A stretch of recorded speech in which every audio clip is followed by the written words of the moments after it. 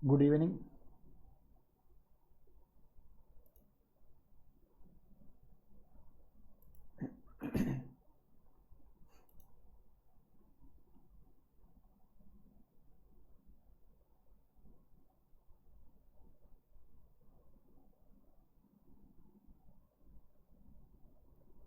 Sound clear ആണോ? കേൾക്കുന്നുണ്ടോ?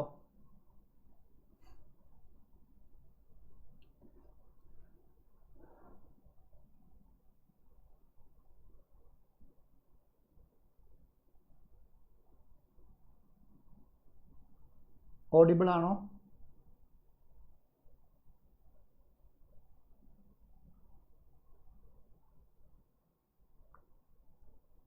Okay.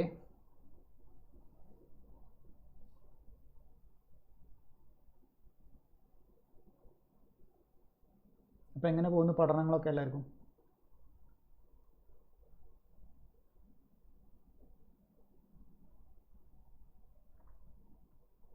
എല്ലാവരും നന്നായിട്ട് പഠിക്കുക.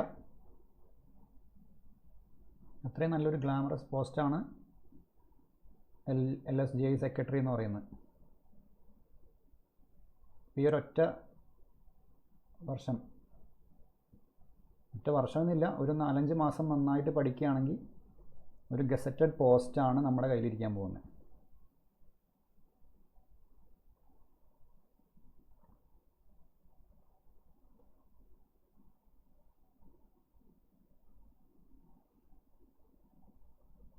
പച്ചമഷിയൊക്കെ എല്ലാവർക്കും ഇഷ്ടമായിരിക്കുമല്ലോ അല്ലേ?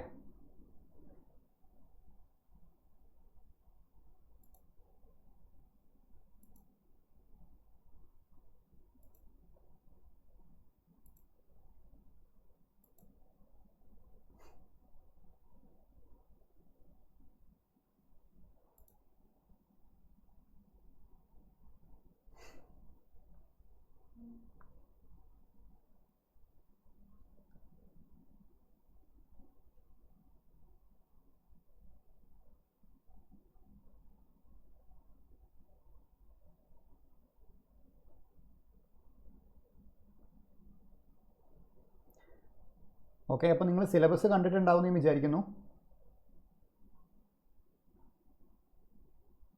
പ്രിലിം സിലബസ് സെയിം തന്നെയാണ്, മുന്നത്തെ എക്സാം വെച്ചിട്ട് നോക്കുമ്പോൾ സെയിം ആണ്.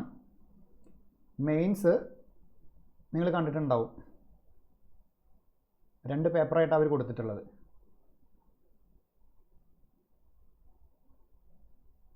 അതിൽ ഇന്ന് നമ്മൾ പഠിക്കുന്നത് അർബൻ ഗവേണൻസ് എന്ന് പറയുന്ന ഒരു ടോപ്പിക്കാണ് ഇന്ന് നമ്മൾ ഡിസ്കസ് ചെയ്യാൻ പോകുന്നത്. അപ്പോൾ അതിൻ്റെ വെയിറ്റേജ് എത്രയാണ്? 8 മാർക്കാണ് ആ ഒരു ടോപ്പിക്കിൽ നിന്ന് വരാൻ പോകുന്നത്.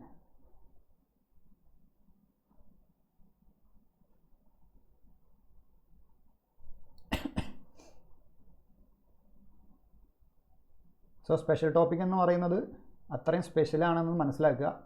അപ്പോൾ മുമ്പത്തെ ക്വസ്റ്റ്യൻ പേപ്പറൊക്കെ ഓരോ എക്സാമിൻ്റെ ക്വസ്റ്റ്യൻ പേപ്പർ നോക്കിക്കഴിഞ്ഞാൽ നിങ്ങൾക്ക് മനസ്സിലാവും. സ്പെഷ്യൽ ടോപ്പിക്ക് അവർ പറഞ്ഞ അതേ മാർക്കിനുള്ള ചോദ്യങ്ങൾ വരാറുണ്ട്. അത്രയും സ്പെഷ്യൽ ടോപ്പിക് നന്നായിട്ട് പഠിച്ചവർക്ക് മാത്രമേ റാങ്ക് ലിസ്റ്റിൽ കയറി വരാൻ പറ്റൂ. അപ്പം അതിൻ്റെ ഇമ്പോർട്ടൻസ് മനസ്സിലാക്കിയിട്ട് തന്നെ പഠിക്കണം.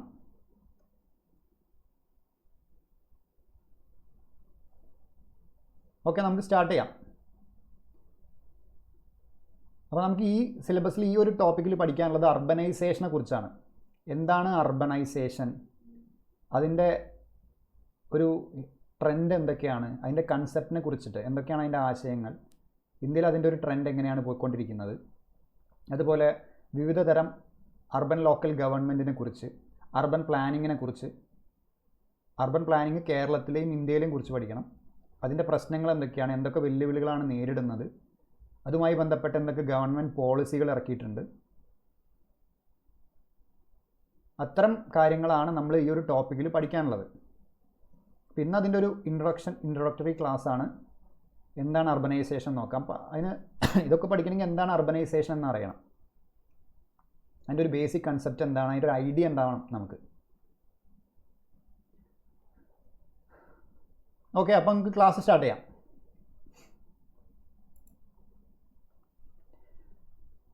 നഗരവൽക്കരണം അഥവാ അർബനൈസേഷൻ. അപ്പോൾ എന്താണ് അർബൻ എന്നറിയണം. അർബൻ അറിയുന്നതിന് മുമ്പ് നമുക്ക് വില്ലേജ് എന്താണെന്ന് നോക്കണം. വില്ലേജ് എന്ന് പറയുന്നത് കൃഷി, അതായത് നമുക്കറിയാം കൃഷി ആയിരിക്കും ഒരു ഗ്രാമപ്രദേശങ്ങളിൽ ഏറ്റവും പ്രധാനപ്പെട്ട ഒരു തൊഴിൽ അല്ലെങ്കിൽ ഒരു ഉപജീവന മാർഗം എന്ന് പറയുന്നത് കൃഷിയായിരിക്കും. അധികം ആൾക്കാരും കൃഷിക്കാരായിരിക്കും. അപ്പോൾ കൃഷിയും അതുമായി ബന്ധപ്പെട്ട മറ്റ് പ്രൈമറി ആക്ടിവിറ്റീസ്, അതായത് പ്രാഥമിക എക്കണോമിക് ആക്ടിവിറ്റീസ് എന്ന് പറയുന്ന ഇത് നിങ്ങൾ പഠിച്ചിട്ടുണ്ടാവും, എക്കണോമിക്സിൽ പഠിച്ചിട്ടുണ്ടാവും. അപ്പോൾ കൃഷി അല്ലെങ്കിൽ പ്രൈമറി എക്കണോമിക് ആക്ടിവിറ്റീസ് അതിൽ സ്പെഷ്യലൈസ് ചെയ്യുന്ന മേഖലയും അതുപോലെ തന്നെ അതിൻ്റെ പ്രത്യേകത എന്തായിരിക്കും, അത്തരം മേഖലകളിൽ പരസ്പരം അകന്ന് കാണപ്പെടുന്നതായിരിക്കും. മനസ്സിലായി? ഉദാഹരണം പറയുകയാണെങ്കിൽ ഇപ്പോൾ നോർത്ത് ഇന്ത്യയിലൊക്കെ എടുക്കുകയാണെന്നുണ്ടെങ്കിൽ, സ്പെഷ്യലി നോർത്ത് ഇന്ത്യയിലൊക്കെ അവിടെ അത്യാവശ്യം ചെറിയ കൃഷിക്കാരാണെങ്കിലും അവർക്ക് കുറച്ച് ഏക്കർ കണക്കിന് സ്ഥലങ്ങളൊക്കെ ഉണ്ടായിരിക്കും. മനസ്സിലായോ? അപ്പോൾ ഒരു 3 ഏക്കർ ഒരാൾക്കൊരു കൃഷിക്കാരനുണ്ടെന്ന് ചോദിച്ചാൽ ആ 3 ഏക്കറിൽ അയാളെ വീട് മാത്രമേ ഉണ്ടായിരിക്കും. അത് കഴിഞ്ഞ് അടുത്ത 3 ഏക്കറിലായിരിക്കും അടുത്ത വീട് വരുന്നത്. സോ ഒരു പരസ്പരം അകന്ന് കാണപ്പെടുന്നതായ ചെറിയ വാസസ്ഥലങ്ങളായിരിക്കും, ചെറിയ സ്മോൾ സെറ്റിൽമെൻറ്റ്സ് ആയിരിക്കും അവിടെ ഉണ്ടാവുന്നത്.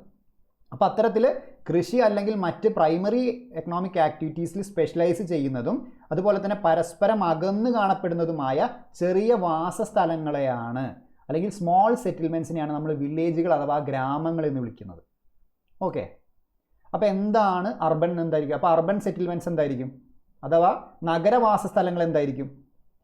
അവിടെ കൂടുതലും സെക്കൻഡറി ആക്ടിവിറ്റീസ് ആയ കൺസ്ട്രക്ഷൻ, ഇൻഡസ്ട്രിയുമായി ബന്ധപ്പെട്ട കാര്യങ്ങൾ, അതേപോലെ ടേഴ്ഷറി ആക്ടിവിറ്റീസ് ആയ സർവീസ് മേഖല, ഇത്തരം സെക്കൻഡറി ആക്ടിവിറ്റീസ് അഥവാ ടേഴ്ഷറി ആക്ടിവിറ്റീസ് അതിന് പ്രാമുഖ്യമുള്ള കുറച്ചും കൂടി വലിയ സെറ്റിൽമെൻറ്റുകളായിരിക്കും. വലിയ സെറ്റിൽമെൻറ്റ് ആവുന്നത് കൊണ്ട് തന്നെ വളരെ ഫ്യൂവർ ഇൻ നമ്പർ ആയിരിക്കും, അധിക എണ്ണം ഉണ്ടായിരിക്കില്ല, ഫ്യൂവർ ആയിരിക്കും. അങ്ങനെയാണ് അതിൻ്റെ ഡെഫിനിഷൻ പറയുന്നത്. Larger settlements but fewer in number. അപ്പോൾ എണ്ണത്തിൽ കുറച്ചും പക്ഷേ ഉള്ള സാധനം ഭയങ്കര ലാർജർ ആയിട്ടുള്ള സെറ്റിൽമെൻറ്റ്, വാസസ്ഥലങ്ങളോട് കൂടിയ സെക്കൻഡറി ആൻഡ് ടേഴ്ഷറി ആക്ടിവിറ്റീസിന് സ്പെഷ്യലൈസ് ചെയ്തിരിക്കുന്ന പ്രദേശങ്ങളെയാണ് നമ്മൾ എന്ത് പറയുന്നത്, അർബൻ സെറ്റിൽമെൻറ്റ്സ് അഥവാ നഗരവാസ സ്ഥലങ്ങൾ എന്ന് പറയുന്നത്. ഇതൊരു ബേസിക് ഐഡിയ നിങ്ങൾക്ക് മനസ്സിലാക്കാൻ വേണ്ടി പറഞ്ഞാണ്. ഓക്കെ, ഇപ്പോൾ ഗ്രാമങ്ങളുടെ കാര്യം എടുക്കുകയാണെങ്കിൽ ജനങ്ങൾ എന്താ ചെയ്യുക? ജനങ്ങൾ സ്വന്തം ഗ്രാമത്തിൽ പരമ്പരാഗതമായി ഇങ്ങനെ ജീവിച്ചു വരിക. അവരുടെ തലമുറകളായിട്ട് ജനങ്ങൾ സ്വന്തം ഗ്രാമത്തിൽ ഇങ്ങനെ പരമ്പരാഗതമായിട്ട് ജീവിച്ചു വരുന്ന ഒരു സമ്പ്രദായമായിരിക്കും. അപ്പോൾ എന്തായിരിക്കും, അവർ തമ്മിലുള്ള കുറേ കാലങ്ങളായിട്ട് അറിയുന്നത് കൊണ്ട് തന്നെ അവർ തമ്മിലുള്ള ഒരു സോഷ്യൽ റിലേഷൻഷിപ്പ്, ഒരു സാമൂഹിക ബന്ധം എന്നൊക്കെ പറയുന്നത് വളരെ ആഴത്തിലുള്ളതായിരിക്കും ഗ്രാമപ്രദേശങ്ങളിലൊക്കെ. പക്ഷേ നഗരങ്ങളുടെ എടുക്കുകയാണെങ്കിൽ എന്തായിരിക്കും, ഒരു പ്രത്യേകിച്ച് ഇപ്പോൾ ഈവൻ നമ്മുടെ കേരളത്തിൽ തന്നെ തിരുവനന്തപുരം പോലത്തെ സിറ്റികളൊക്കെ എടുക്കുകയാണെങ്കിൽ അവിടെ എങ്ങനെയായിരിക്കും, അടുത്ത വീടുകൾ തമ്മിൽ പോലും പരസ്പരം അറിയുന്നത് കുറവായിരിക്കും. ഈ പറഞ്ഞാൽ തന്നെ അവർ തമ്മിലൊരു സോഷ്യൽ റിലേഷൻഷിപ്പ് ജസ്റ്റ് ഒരു കാഷ്വൽ അല്ലെങ്കിൽ ഒരു ഫോർമലായിരിക്കും, അല്ലാണ്ട് ഒരു ഡീപ്പ് അതിലൊരു ആഴമൊന്നും ഉണ്ടായിരിക്കില്ല. മനസ്സിലായോ? ഒരു എന്താ പറയുക, ഒരു ഫോർമൽ, ഒരു ഔദ്യോഗിക, ഒരു ഔപചാരികമായ ജസ്റ്റ് ഒരു സോഷ്യൽ റിലേഷൻഷിപ്പേ തമ്മിലുണ്ടാവുള്ളൂ. അപ്പോൾ ആൾക്കാർ തമ്മിൽ എന്താ, പല പ്രദേശങ്ങളിലുള്ള ആൾക്കാർ വന്ന് താമസിക്കുന്ന സ്ഥലങ്ങളായിരിക്കും മീൻസ് നഗരപ്രദേശങ്ങൾ. വ്യത്യസ്ത പ്രദേശങ്ങളിൽ നിന്നുള്ളവരെ ഉൾക്കൊള്ളുന്ന പ്രദേശങ്ങളായിരിക്കും നഗരങ്ങൾ എന്ന് പറയുന്നത്. അപ്പോൾ അവിടുത്തെ ലൈഫ് സ്റ്റൈൽ തന്നെ ഭയങ്കര കോംപ്ലക്സ് ആയിരിക്കും, അതുപോലെ തന്നെ ഭയങ്കര ബിസി ലൈഫായിരിക്കും. അതേപോലെ ഞാൻ പറഞ്ഞ പോലെ സാമൂഹിക ബന്ധങ്ങൾ അത്ര ഒരു ഫോർമൽ രീതിയിലേ ഉണ്ടായിരിക്കുള്ളൂ, അതിനൊരു എന്താ പറയുക, ഒരു ആഴമൊന്നും ഉണ്ടായിരിക്കില്ല. അത്തരം ഇതിലാണ് നമ്മൾ നഗരങ്ങൾ എന്ന് പറയുന്നത്. പിന്നെ 2001 സെൻസസ് പ്രകാരം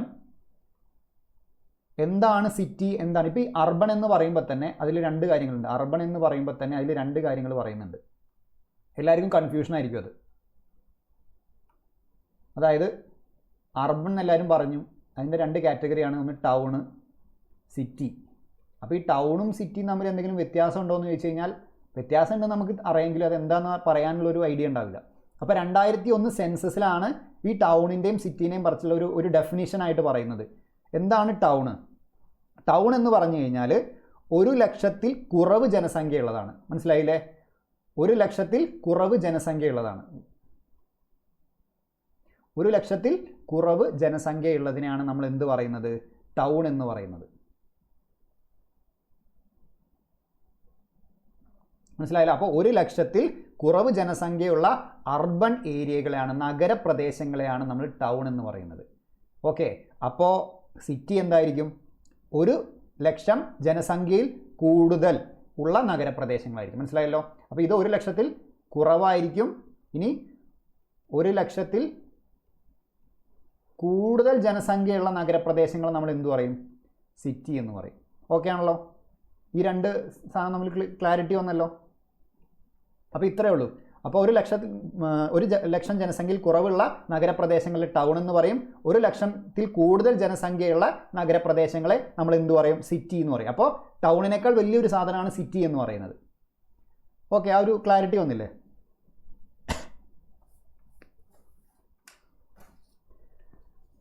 ഓക്കെ, ഇനി നഗരവൽക്കരണം എന്ന് പറയുന്ന ഒരു ആശയം എന്താണ് നഗരവൽക്കരണം കൊണ്ട് ഉദ്ദേശിക്കുന്നത്? നഗരവൽക്കരണം കൊണ്ട് ഉദ്ദേശിക്കുന്നത് എന്താണെന്ന് നമുക്ക് നോക്കാം. ഈ വാക്ക് എവിടെ നിന്നാണ് വന്നത്? റോമക്കാർ ഒരു നഗരത്തിന് ഉപയോഗിച്ചിരുന്ന പദമായിരുന്നു അർബ്സ് എന്ന് പറയുന്നത്. അർബ്സ് അവരുടെ ഒരു സിറ്റിയുടെ പേരായിരുന്നു അർബ്സ്. അത് ലാറ്റിൻ വാക്കാണ് കേട്ടോ. ലാറ്റിൻ വാക്കിൽ നിന്നും വന്നതാണ് എന്ത്? അർബനൈസേഷൻ. ഈ അർബ്സ് എന്ന് പറയുന്ന ലാറ്റിൻ വാക്കിൽ നിന്നും വന്നതാണ് അർബനൈസേഷൻ എന്ന് പറഞ്ഞ പദം. ഓക്കെ ആണല്ലോ?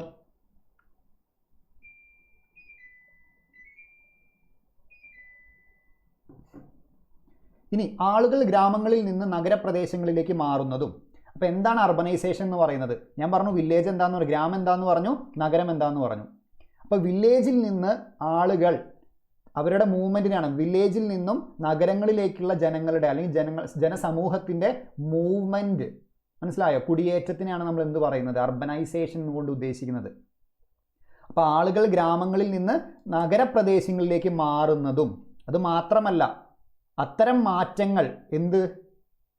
മാറ്റങ്ങൾ ഇപ്പോൾ ഒരു ഉദാഹരണം പറയുകയാണ്. ഇപ്പോൾ കുറച്ച് ആൾക്കാർ വില്ലേജിൽ നിന്ന് സിറ്റിയിലേക്ക് മാറുമ്പോൾ അവർ ലൈഫ് സ്റ്റൈൽ തന്നെ അവർ മാറിപ്പോവും, അവരുടെ രീതികളെല്ലാം മാറിപ്പോവും.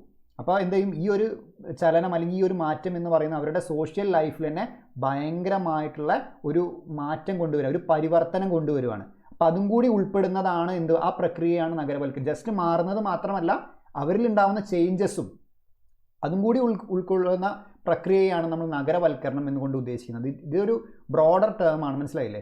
ജസ്റ്റ് ടൗണിൽ മീൻസ് ഗ്രാമങ്ങളിൽ നിന്നുള്ള അങ്ങോട്ടുള്ള മാറ്റം മാത്രമാണ് നഗരവൽക്കരണം എന്നുകൊണ്ട് നമുക്കതിനെ ചെറുതാക്കാൻ പറ്റില്ല. ഇതൊരു ബ്രോഡർ ടേമാണ്. അതിൽ ഒരുപാട് സോഷ്യൽ ആസ്പെക്റ്റുകൾ ഉൾപ്പെടുന്നുണ്ട്. കാരണം ഇവരങ്ങനെ മാറുന്നതിലൂടെ ഇവർക്ക് വരുന്ന മാറ്റങ്ങൾ, സാമൂഹികമായിട്ടും സാമ്പത്തികമായിട്ടും ഇവർ വരുന്ന പരിവർത്തനങ്ങളൊക്കെ അതിൽ ഉൾപ്പെടുന്നുണ്ട്.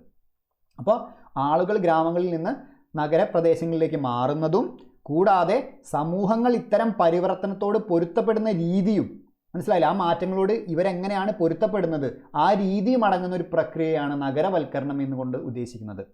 അങ്ങനെ എന്താ സംഭവിക്കുന്നത്? ഗ്രാമങ്ങളിൽ നിന്ന് ആൾക്കാർ അങ്ങോട്ട് പോകുന്നത് കൊണ്ട് തന്നെ ഗ്രാമങ്ങളിൽ ആളുകളുടെ എണ്ണത്തിൽ കുറവുണ്ടാകുന്നു. അപ്പോൾ ബേസിക് ഐഡിയ ഇതാണ് അർബനൈസേഷനെ കൊണ്ട്. ആളുകൾ ഗ്രാമങ്ങളിൽ നിന്ന് നഗരപ്രദേശങ്ങളിലേക്ക് മാറുന്നുണ്ട്. അത് കൂടാതെ അത്തരം പരിവർത്തനത്തോട് ഇവരെങ്ങനെയാണ് പൊരുത്തപ്പെടുന്നത് എന്ന് ആ രീതിയും അടങ്ങുന്ന പ്രക്രിയയാണ് നഗരവൽക്കരണം എന്നുകൊണ്ട് ഉദ്ദേശിക്കുന്നത്. ഇനി വികസ്വര രാജ്യങ്ങളിലെ നഗര-പ്രാദേശിക വികസന ആസൂത്രണത്തിന് ഇപ്പോൾ വ്യാപകമായി ഉപയോഗിക്കുന്ന ഗ്രോത്ത് സെൻറ്റർ സിദ്ധാന്തം. ഏതാണെന്ന് നമുക്ക് പഠിക്കേണ്ട ആവശ്യമില്ല. ഈ പേര് മാത്രം അറിയാൻ വേണ്ടി അദ്ദേഹം ഫേമസ് ആയ ഒരു ഏരിയ കൊടുത്തു എന്നേ ഉള്ളൂ. R.P. മിശ്ര എന്ന് പറയുന്നത് ഈ നഗരവൽക്കരണം, അത് അർബനൈസേഷൻ, അതുമായി ബന്ധപ്പെട്ട് പഠനം നടത്തിയ ഒരു വ്യക്തിയാണ്. അതിൽ സ്പെഷ്യലൈസ് ചെയ്ത വ്യക്തിയാണ് R.P. മിശ്ര എന്ന് പറയുന്നത്. ഓക്കെ, അപ്പോൾ അദ്ദേഹം സ്പെഷ്യലൈസ് ചെയ്തിരിക്കുന്നത് ഈ ഗ്രോത്ത് സെൻറ്റർ സിദ്ധാന്തം എന്ന് പറയുന്ന സിദ്ധാന്തമാണ്. അതെന്തായിട്ട് ബന്ധപ്പെട്ടാണ്? നഗര-പ്രാദേശികം എന്ന് പറയുമ്പോൾ അർബൻ റീജിയണൽ ഡെവലപ്മെൻറ്റ് പ്ലാനിംഗ് ആയിട്ട് ബന്ധപ്പെട്ട ഉപയോഗിക്കുന്ന ഒരു ഗ്രോത്ത് സെൻറ്റർ സിദ്ധാന്തത്തിൽ ഉപജ്ഞാതാവാണ് ഇദ്ദേഹം. അപ്പോൾ ഈ R.P. മിശ്ര എന്നുള്ള പേര് നമ്മൾ ഈ അർബനൈസേഷൻ്റെ കൺസെപ്റ്റ് പഠിക്കുന്ന സമയത്ത് ഈ ഒരു പേര് കേൾക്കണം. അത്രേ നമ്മളിവിടെ ഉദ്ദേശിക്കുന്നുള്ളൂ. അദ്ദേഹം നഗരവൽക്കരണത്തെ വ്യാഖ്യാനിച്ചത് ഇപ്രകാരമാണ്. അദ്ദേഹം പറഞ്ഞതാണ്, നഗരവൽക്കരണം എന്ന് പറയുന്ന ഒരു ഉൽപ്പന്നമല്ല, പ്രത്യേകിച്ചും ചിതറിക്കിടക്കുക. ഞാൻ ഓൾറെഡി പറഞ്ഞു, കാർഷിക ഗ്രാമങ്ങൾ എങ്ങനെയും ചിതറിക്കിടക്കുന്നതായിരിക്കും. മനസ്സിലായില്ല? ഞാൻ നേരത്തെ പറഞ്ഞല്ലോ, ഏക്കർ കണക്കിന് സ്ഥലങ്ങളായിരിക്കുമ്പോൾ ഒരേക്കറിൽ ഒരു വീട്, മറ്റേക്കർ, അങ്ങനെ ചിതറിക്കിടക്കുന്ന പ്രദേശങ്ങളായിരിക്കും. അങ്ങനെ ചിതറിക്കിടക്കുന്ന കാർഷിക ഗ്രാമങ്ങളിൽ ജീവിക്കുന്നതിനു പകരം വ്യവസായ സേവന പ്രവർത്തകരുടെ സെക്കൻഡറി ടേർഷ്യറി ആക്ടിവിറ്റീസ്, വ്യവസായ സേവന പ്രവർത്തകരുടെ ആധിപത്യമുള്ള പട്ടണങ്ങളിലും നഗരങ്ങളിലും, പട്ടണം എന്ന് പറഞ്ഞാൽ ടൗണ്, നഗരം കൊണ്ട് ഉദ്ദേശിക്കുന്നത് സിറ്റി, പട്ടണങ്ങളിലും നഗരങ്ങളിലും ആളുകൾ താമസിക്കാൻ തുടങ്ങുന്ന പ്രക്രിയയാണ്. അപ്പോൾ കാർഷിക വൃത്തിയുള്ള കാർഷിക ഗ്രാമങ്ങളിൽ നിന്ന് ഇത്തരം വ്യാവസായിക സേവന പ്രവർത്തകർ, അവരുടെ കൂടുതലുള്ള ആൾക്കാരുള്ള പട്ടണങ്ങളിലും നഗരങ്ങളിലേക്കും ആളുകൾ അവിടുന്ന് കുടിയേറി താമസിക്കാൻ തുടങ്ങുന്ന പ്രക്രിയയാണ് നമ്മൾ എന്ത് പറയുന്നത്? അർബനൈസേഷൻ അഥവാ നഗരവൽക്കരണം കൊണ്ട് പറയുന്നതെന്നാണ് R.P. മിശ്ര പറയുന്നത്.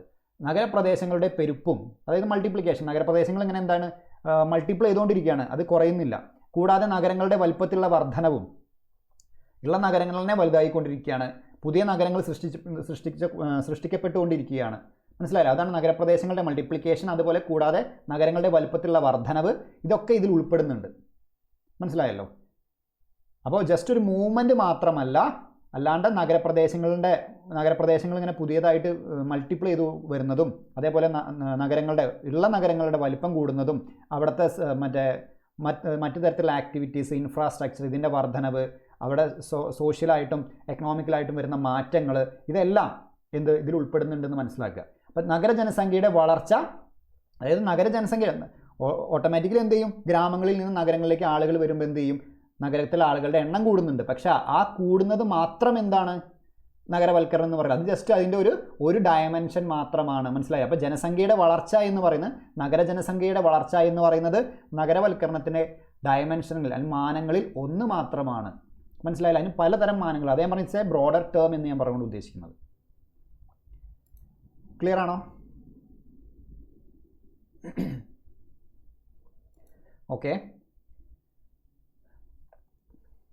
ഇനി അറിയപ്പെടുന്ന മറ്റൊരു പേരാണ്, നമ്മൾ അറിയേണ്ട മറ്റൊരു പേരാണ് കിങ്സ് ഡേവിസ് എന്ന് പറയുന്നത്. ഇദ്ദേഹം എന്താ പറയുക, ജനസംഖ്യാ ശാസ്ത്രജ്ഞരിൽ പെടുന്ന ഒരാളാണ് കിങ്സ് ഡേവിസ്. ഇദ്ദേഹം നഗരവൽക്കരണ പ്രക്രിയയെ, ഞാൻ പറഞ്ഞ പ്രോസസ്സ് എന്ന് പറഞ്ഞു, മനസ്സിലായില്ല? ആൾക്കാർ മൂവ്മെൻറ്റ് ചെയ്യുന്ന, അതുപോലെ അവരുടെ എന്താ പറയുക ട്രാൻസ്ഫോർമേഷനുമായിട്ട് ബന്ധപ്പെട്ട എല്ലാ പ്രോസസ്സും കൂടി ഉൾപ്പെടുന്ന ഒരു പ്രക്രിയയാണ് ഈ നഗരവൽക്കരണം. അപ്പോൾ ഈ നഗരവൽക്കരണ പ്രക്രിയയെ 3 ഘട്ടങ്ങളായിട്ട് തിരിച്ചിട്ടുണ്ട്. ഈ 3 ഘട്ടങ്ങളിലാണ് ഒരു നഗരവൽക്കരണം എന്ന് പറയുന്ന സംഭവം നടക്കുന്നതെന്നാണ് ഇയാൾ പറയുന്നത്. ആര്? Kings Davis. അതിൽ സ്റ്റേജ് 1 നമ്മൾ പ്രാഥമിക ഘട്ടം അല്ലെങ്കിൽ ഇനീഷ്യൽ സ്റ്റേജ് എന്ന് പറയും.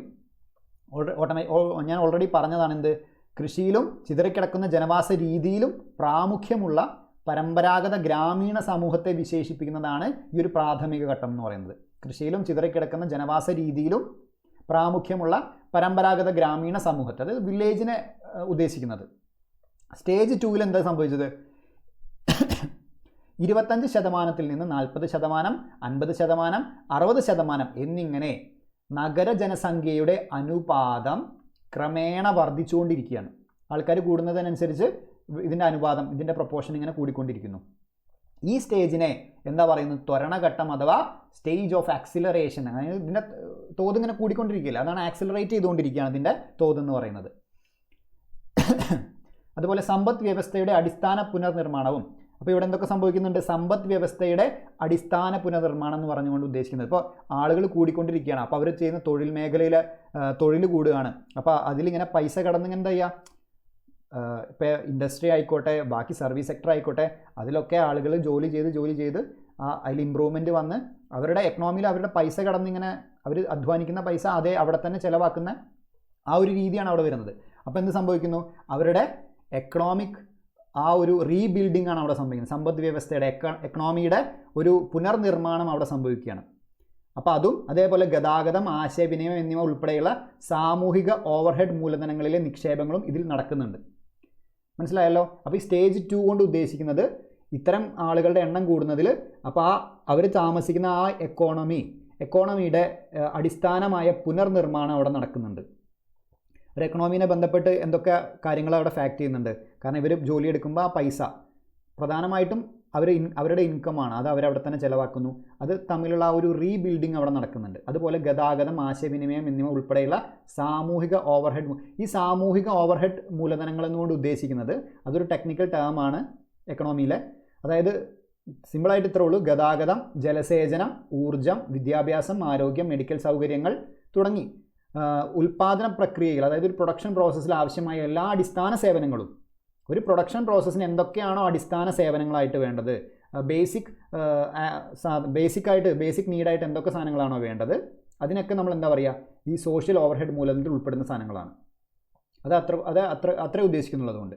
അപ്പോൾ ഈ സെക്കൻഡ് സ്റ്റേജിൽ എന്ന് പറയുന്നത് ഈ സമ്പദ് വ്യവസ്ഥയുടെ അടിസ്ഥാന പുനർനിർമ്മാണവും അതേപോലെ ഗതാഗത, ആശയവിനിമയം ഉൾപ്പെടെയുള്ള സാമൂഹിക ഓവർഹെഡ് മൂലധനങ്ങളിലെ നിക്ഷേപങ്ങളും ഇവിടെ നടക്കുന്നുണ്ട് എന്ന് ഈ സ്റ്റേജ് 2 ജസ്റ്റ് ആലോചിച്ച് വയ്ക്കുക. അത് ഒരുപാട് കാണാതെ പഠിക്കേണ്ട ആവശ്യമൊന്നുമില്ല.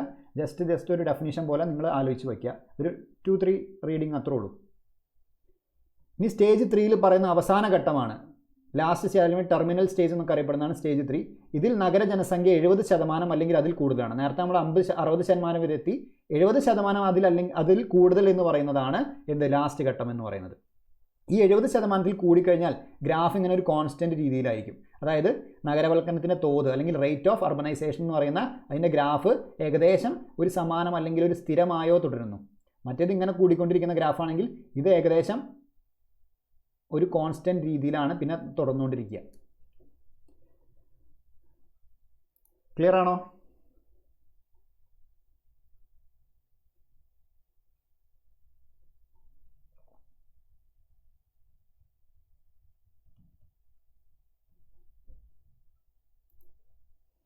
ഓക്കെ.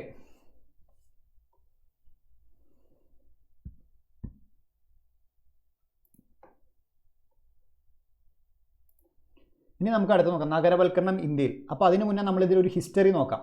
എങ്ങനെയാണ് ഈ നഗരവൽക്കരണം ഇന്ത്യയിൽ ഇതിൻ്റെ ഒരു ഹിസ്റ്ററി എങ്ങനെയാണെന്ന് നോക്കാം. അപ്പോൾ അതിൽ ആദ്യം പറയേണ്ടത്, ഇപ്പോൾ ഇന്ത്യയിലെ ആദ്യത്തെ മുനിസിപ്പൽ കോർപ്പറേഷൻ എവിടെയാണെന്ന് ചോദിച്ചാൽ നിങ്ങൾക്കറിയോ? ഇന്ത്യയിലെ ആദ്യ മുനിസിപ്പൽ കോർപ്പറേഷൻ എവിടെയായിരുന്നു? ആദ്യമായിട്ട് വരുന്നത് മദ്രാസിലാണ്.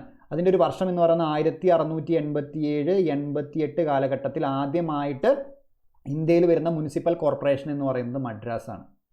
അപ്പോൾ ഇതാണ് ഇതിൻ്റെ ഒരു ചരിത്രത്തിൻ്റെ സ്റ്റാർട്ടിങ് എന്ന് പറയുന്നത്. പിന്നെ ഒരു 1726 ആയപ്പോൾ എന്ത് സംഭവിച്ചു? ബോംബെയിലും അതുപോലെ കൽക്കട്ടയിലും എന്ത് വന്നു? മുനിസിപ്പൽ കോർപ്പറേഷനുകൾ വന്നു. 1726 ഓക്കെ. അത് കഴിഞ്ഞ് 1882 ആയപ്പോൾ ലോർഡ് റിപ്പൺ കേട്ടിട്ടില്ല?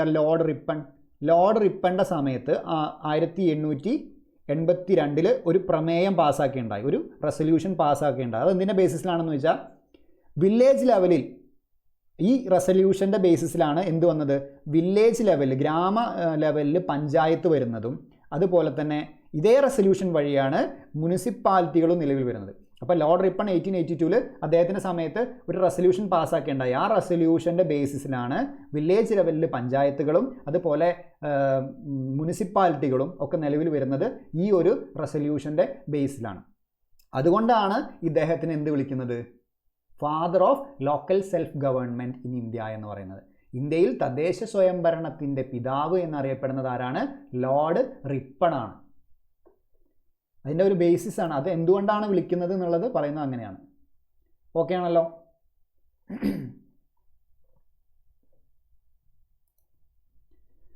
ഓക്കെ. ഇനി ഇൻഡിപെൻഡൻസ് കഴിഞ്ഞിട്ട് എന്തൊക്കെ സംഭവിക്കും? ഇത്രയാണ് നമുക്ക് സ്വാതന്ത്ര്യം കിട്ടുന്നതിൻ്റെ മുന്നേ ഉള്ളത് ഒരു കാര്യങ്ങൾ പറയാനുള്ളത്. മെയിനായിട്ടുള്ള കാര്യങ്ങൾ ഇത്രയും നമ്മൾ അറിഞ്ഞിരുന്നാൽ മതി. ഇനി ഇന്ത്യക്ക് സ്വാതന്ത്ര്യം കിട്ടിക്കഴിഞ്ഞതിന് ശേഷം ഒരുപാട് പഞ്ചവത്സര പദ്ധതികൾ വരുന്നുണ്ട്. അപ്പോൾ ഓരോ പഞ്ചവത്സര പദ്ധതികളും ഓരോരോ കാര്യങ്ങൾ ഇങ്ങനെ അർബനൈസേഷന് വേണ്ടി പതിയെ കൂടിക്കൊണ്ടിരിക്കുന്നുണ്ട്. ഓരോ പദ്ധതികളായിട്ടും അല്ലാതെയും ഓരോ ഓർഗനൈസേഷനായിട്ടൊക്കെ വന്നിട്ടുണ്ട്. അപ്പോൾ അതിൻ്റെ ഒരു കാര്യം നമുക്ക് നോക്കാം. ഇതിൽ ആദ്യത്തെ പഞ്ചവത്സര പദ്ധതിയെ കുറിച്ച് പറയുമ്പോൾ ഫസ്റ്റ് പഞ്ചവത്സര പദ്ധതിയുടെ കാര്യം വരുമ്പോൾ അതിൽ വന്നിരിക്കുന്ന നഗരാസൂത്രണ സംഘടനം എന്ന് പറയുന്ന ഒരു ഓർഗനൈസേഷനാണ്. ഓക്കെ, അതെന്താണെന്ന് ഞാൻ പറയാം. ഇതൊക്കെ ജസ്റ്റ് നമുക്കൊരു ബേസിക് അറിയേണ്ടാൽ മതി. ഇപ്പോൾ ജസ്റ്റ് ഇങ്ങനെ ക്വസ്റ്റ്യൻ വരുന്ന ചിലപ്പോൾ ഇത്രേ ആയിരിക്കുള്ളൂ. ചിലപ്പോൾ ഇന്ന സാധനം ഇന്ന പഞ്ചവത്സരത്തിലാണോ വന്നത്, ഇന്ന പഞ്ചവത്സര പദ്ധതിയിലാണോ വന്നതെന്ന് ചോദിക്കില്ല. അല്ലെ ഇതെന്താണെന്ന് ഡീപ്പായിട്ടുള്ള ക്വസ്റ്റ്യൻസ് ഒന്നും വരത്തില്ല. അപ്പോൾ ജസ്റ്റ് ഒരു ബേസിക് അണ്ടർസ്റ്റാൻഡിങ് ഉണ്ടാവുക. ഇന്ന പഞ്ചവത്സര പദ്ധതി ഇന്ന സംഭവം നടന്നിട്ടുണ്ട്, അതെന്തായെന്ന് അറിഞ്ഞില്ലെങ്കിൽ പോലും കുഴപ്പമില്ല. പക്ഷേ നമുക്കൊരു ബേസിക് ഐഡിയ ഉണ്ടാക്കുക. പിന്നെ ഇതിൽ പറയുന്ന ഒരുപാട് പദ്ധതികളും കാര്യങ്ങളും നമ്മൾ ഡീറ്റെയിൽ ആയിട്ട് പിന്നീട് ഗവൺമെൻറ് പോളിസീസ് എന്ന ഇതിൽ ഡിസ്കസ് ചെയ്യുന്നതായിരിക്കും. അപ്പോൾ ആദ്യ പഞ്ചവത്സര പദ്ധതിയിലാണ് എന്ത് പറയുന്നത്? ഫസ്റ്റ് പഞ്ചവത്സര പദ്ധതിയിൽ വരുന്നതാണ് ടൗൺ പ്ലാനിംഗ് ഓർഗനൈസേഷൻ എന്ന് പറയുന്ന സാധനം. എന്താണ്? നഗരാസൂത്രണ സംഘടന TPO, അതായത് ടൗൺ പ്ലാനിംഗ് ഓർഗനൈസേഷൻ എന്ന് പറയുന്ന സാധനം 1955 വരുന്നത് ആദ്യ പഞ്ചവത്സര പദ്ധതിയുടെ സമയത്താണ്. പഞ്ചവത്സര പദ്ധതി എന്ന് പറയുമ്പോൾ 1951 മുതൽ 56 വരെയാണ് ആദ്യത്തെ പഞ്ചവത്സര പദ്ധതി. 1955 ഈ പറയുന്ന ടൗൺ പ്ലാനിംഗ് ഓർഗനൈസേഷൻ എന്ന് പറയുന്ന നഗരാസൂത്രണ സംഘടന വരുന്നത്. അപ്പോൾ ആ കാര്യം ആലോചിച്ച് വയ്ക്കുക. ഇങ്ങനെ സംഭവം വന്നിട്ടുണ്ട് എന്ന് മാത്രം ആലോചിച്ചാൽ മതി. ഇതെന്താ ഉദ്ദേശിക്കുന്നതെന്ന് വെച്ച് കഴിഞ്ഞാൽ ഡൽഹിക്ക് വേണ്ടി ഒരു മാസ്റ്റർ പ്ലാൻ, മനസ്സിലായോ? ഡൽഹിക്ക് വേണ്ടി മാത്രമായിട്ട് ആദ്യമായിട്ടൊരു മാസ്റ്റർ പ്ലാൻ വർക്കൗട്ട് ചെയ്യുന്നത് ഈ ഒരു സംഘടന വഴിയാണ്. മനസ്സിലായില്ല? അപ്പോൾ ഡൽഹി എന്ന് പറയുന്നതിനെ ഒരു നഗരമായിട്ട് അതിൻ്റെ നഗരാസൂത്രണ കാര്യങ്ങളൊക്കെ പ്ലാൻ ചെയ്ത് അതിനെ വളർത്താൻ വേണ്ടി ഡൽഹിക്ക് വേണ്ടിയുള്ള ആദ്യത്തെ ഒരു മാസ്റ്റർ പ്ലാൻ വർക്കൗട്ട് ചെയ്യുന്നത്, അത് വർക്കൗട്ട് ചെയ്യാൻ വേണ്ടിയിട്ടാണ് ഇങ്ങനെ ഒരു നഗരാസൂത്രണ സംഘടന വന്നത്. ഓക്കെ ആണല്ലോ. ഇനി രണ്ടാം പഞ്ചവത്സര പദ്ധതി എന്ന് പറയുമ്പോൾ ഇതിൽ അറിഞ്ഞിരിക്കേണ്ട ഒരു കാര്യമാണ് central regional and urban planning organisation. Central regional and urban planning organisation എന്ന് പറയുന്നത് ഇതിൻ്റെ പ്രത്യേകത എന്താണെന്ന് വെച്ച് കഴിഞ്ഞാൽ ഇത് ഇത്രേ ഉള്ളൂ. ഇതിൻ്റെ പേരിൽ തന്നെ ഉണ്ട് സെൻട്രൽ റീജിയൻ എന്ന് പറഞ്ഞാൽ കണ്ടല്ലോ. സെൻട്രൽ റീജിയൻ എന്നുകൊണ്ട് ഉദ്ദേശിക്കുന്നത് ഡൽഹി തന്നെയാണ്. അപ്പോൾ ഡൽഹിക്ക് വേണ്ടി ഒന്നും കൂടെ സ്ട്രെസ് ചെയ്തുകൊണ്ട് വീണ്ടും വന്നു എന്നുള്ളൂ. അപ്പോൾ മെയിനായിട്ടുള്ള ഉദ്ദേശം അർബൻ പ്ലാനിങ്ങും അതുപോലെ തന്നെ റീജിയണൽ പ്ലാനിങ്, അർബൻ പ്ലാനിങ്ങും റീജിയണൽ പ്ലാനിങ്ങുമാണ് മെയിൻ ഉദ്ദേശം. അതിൽ ഡൽഹി റീജിയനും കൂടി ഉൾപ്പെടുന്നതാണ്. അത് ഈ ഒരു സാധനം വന്നത് ഈ രണ്ടാം പഞ്ചവത്സര പദ്ധതിയുടെ സമയത്താണെന്നുള്ള ഒരു ക്ലാരിഫിക്കേഷൻ ഉണ്ടായിരിക്കണം. ഇനി അടുത്തത് മൂന്നാം പഞ്ചവത്സര പദ്ധതിൻ്റെ വർഷം എത്രയാണ്? 61 മുതൽ 66 വരെയാണ്. 1961 മുതൽ 66 വരെയാണ് മൂന്നാം പഞ്ചവത്സര പദ്ധതി എന്ന് പറയും. ഇതിൽ വന്ന് നോക്കിയേക്ക് town and country planning organisation. Town and country planning organisation. അപ്പോൾ ഇത് അറിഞ്ഞിരിക്കേണ്ടത് എന്താ വെച്ച് കഴിഞ്ഞാൽ, ഇപ്പോൾ മുകളിൽ പറഞ്ഞ ഈ രണ്ട് സാധനങ്ങളുണ്ടല്ലോ, മുകളിൽ പറഞ്ഞ ഈ രണ്ടും മെർജ് ചെയ്തു. ഇത് രണ്ടും മെർജ് ചെയ്തിട്ടാണ് ഈ ഒരു സാധനം ഉണ്ടായത്. മുകളിൽ പറഞ്ഞ ഈ TPOയും CRUPOയും ഇത് രണ്ടും കൂടി മെർജ് ചെയ്തിട്ടാണ് TCPO എന്ന് പറഞ്ഞ town and country planning organisation എന്ന് പറയുന്ന സാധനം വരുന്നത്, ഇത് നിലവിൽ വരുന്നത്. മനസ്സിലായല്ലോ? ഈ സംഭവം ഇന്നും നിലനിൽക്കുന്ന ഒരു ബോഡിയാണെന്ന് ആലോചിച്ചാൽ നിങ്ങൾക്ക് മനസ്സിലായോ? ഈ ബോഡി ഇന്നും നിലനിൽക്കുന്നുണ്ട്. ഏത്? Town and country planning organisation എന്ന് പറയുന്ന ഓർഗനൈസേഷൻ ഇപ്പോഴും നിലനിൽക്കുന്ന ഒരു ബോഡിയാണ്. ഓക്കെ. പിന്നെ ഈ മൂന്നാം പഞ്ചവത്സര പദ്ധതിയുടെ ഒരു പ്രത്യേകത എന്ന് പറയുന്നത് ഇങ്ങനെ പറയുന്നുണ്ട്, അർബൻ പ്ലാനിങ്ങിൻ്റെ ചരിത്രത്തിൽ ഒരു ടേണിംഗ് പോയിന്റ് ആയിരുന്നു മൂന്നാം പഞ്ചവത്സര പദ്ധതി എന്നുള്ള ഒരു സ്റ്റേറ്റ്മെൻറ്റ് പറയുന്നുണ്ട്. അതായത് അർബൻ പ്ലാനിങ്, നഗരാസൂത്രണത്തിൻ്റെ ചരിത്രത്തിൽ ഒരു ടേണിംഗ് പോയിന്റ് എന്ന് പറയുന്ന ഒരു സംഭവമായിരുന്നു മൂന്നാം പഞ്ചവത്സര പദ്ധതി എന്ന് പറയുന്നുണ്ട്.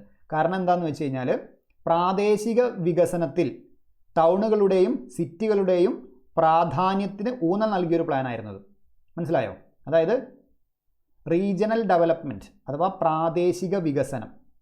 അപ്പോൾ പ്രാദേശിക വികസനത്തിൽ ടൗണുകളുടെയും സിറ്റികളുടെയും പ്രാധാന്യത്തിന് ഊന്നൽ നൽകിക്കൊണ്ട് ഉദ്ദേശിക്കുന്നത് എന്താ വെച്ചാൽ ഇതിൽ അതായത് ഒരു റീജിയണൽ അപ്രോച്ച് വന്നിട്ടുണ്ട്. അതായത് ടൗണുകളുടെയും സിറ്റികളുടെയും ആ ഒരു ഡെവലപ്മെൻറ്റിൽ ഒരു റീജിയണൽ അപ്രോച്ച് കൊണ്ട് ഉദ്ദേശിക്കുന്നത് സിമ്പിളായിട്ട് ഇത്രേ ഉള്ളൂ. ഇത്രയും മനസ്സിലാക്കി വെച്ചാൽ മതി.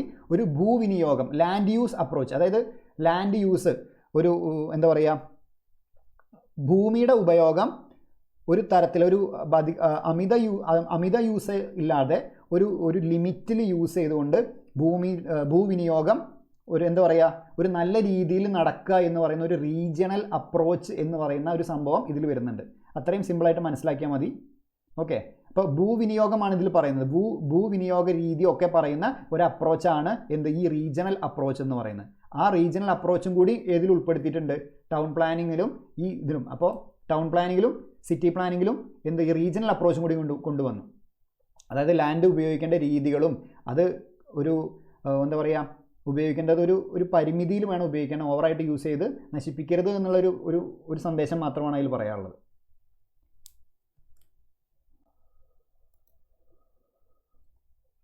ഓക്കെ ആണോ?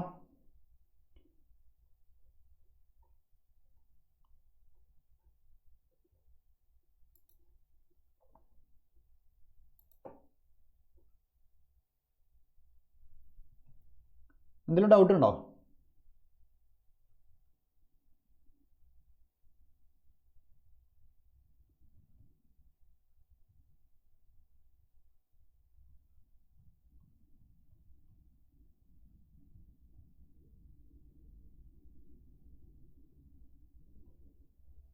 ക്ലിയർ ആണല്ലോ അല്ലേ? നമ്മൾ ഈ കാര്യങ്ങൾ കൂടുതൽ ഡീറ്റെയിൽ ആയിട്ട് പഠിക്കാം. നമുക്ക് ആകെ അറിയേണ്ടത് എത്രയാണ്? മൂന്നാം പഞ്ചവത്സര പദ്ധതിയിൽ town and country planning organisation എന്ന് പറഞ്ഞൊരു സാധനം വന്നിട്ടുണ്ടെന്ന് മാത്രം നിങ്ങൾ അറിഞ്ഞാൽ മതി. മനസ്സിലായില്ല? അത്ര മാത്രമേ അറിഞ്ഞാൽ മതി. ഇനി അടുത്തത് അഞ്ചാം പഞ്ചവത്സര പദ്ധതി പറയുന്നുണ്ട്. അഞ്ചാം പഞ്ചവത്സര പദ്ധതിയിൽ പറയുന്നത് നാലാം പഞ്ചവത്സര പദ്ധതി ഉണ്ട്. അതിൽ ജസ്റ്റ് കാര്യങ്ങൾ പറയുന്നത് വെച്ചാൽ ഒരു 72 അർബൺ ഏരിയകളുടെ ഡെവലപ്മെൻറ്റ് പ്ലാൻസിനെ പറ്റി പറയുന്നുണ്ട്. ഒരു നാലാം പഞ്ചവത്സര പദ്ധതി പറയുന്നത് ഒരു 72 അർബൺ ഏരിയകളുടെ, നഗരപ്രദേശങ്ങളുടെ ഡെവലപ്മെൻറ്റ് പ്ലാൻസിനെ മാറ്റി പറയുന്നുണ്ടെന്ന് മാത്രമേ ഫോർത്തിൽ നമുക്ക് പറയാനുള്ളൂ. മനസ്സിലായല്ലോ? ഒരു 72 അർബൻ ഏരിയകളുടെ ഡെവലപ്മെൻറ്റ് പ്ലാൻസിനെ കുറിച്ച് പറയുന്നുണ്ട് 4-ാമത്തേൽ. ഇനി 5-ാമത്തെ പഞ്ചവത്സര പദ്ധതി, അത് ഞാൻ എഴുതാത്ത, അത്ര ഇമ്പോർട്ടൻ്റ് അല്ലാത്ത, അതുകൊണ്ട് എഴുതാത്തത്. ഇനി 5-ാം പഞ്ചവത്സര പദ്ധതി എന്ന് പറയുന്നത്, ഇതിൽ അറിയേണ്ട ഒറ്റ കാര്യത്രേ ഉള്ളൂ, അർബൻ ലാൻഡ് സീലിംഗ് ആക്ട് എന്ന് പറയുന്ന സംഭവം വന്നിട്ടുണ്ട്. 1976-ലാണ് ഈ നിയമം വന്നത്. അത് വന്നിരിക്കുന്നത് 5-ാം പഞ്ചവത്സര പദ്ധതിയിലാണ് വന്നത് എന്നുള്ള കാര്യം മാത്രം അറിഞ്ഞാൽ മതി.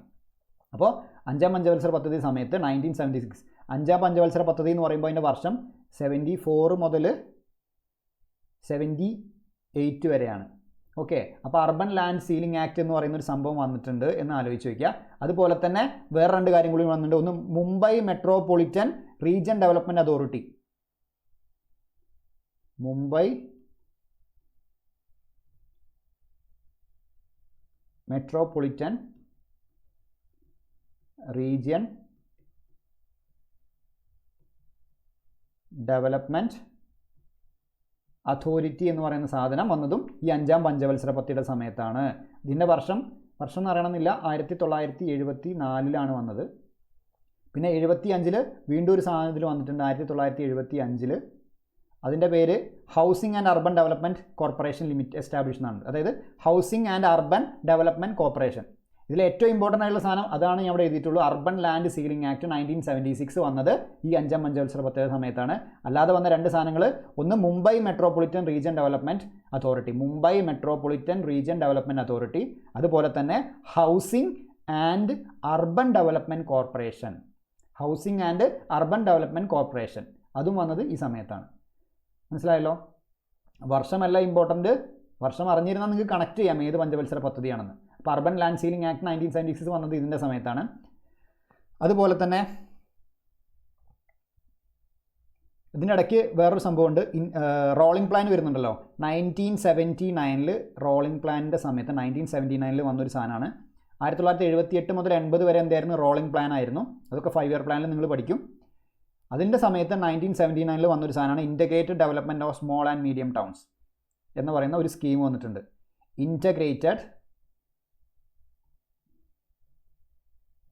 Integrated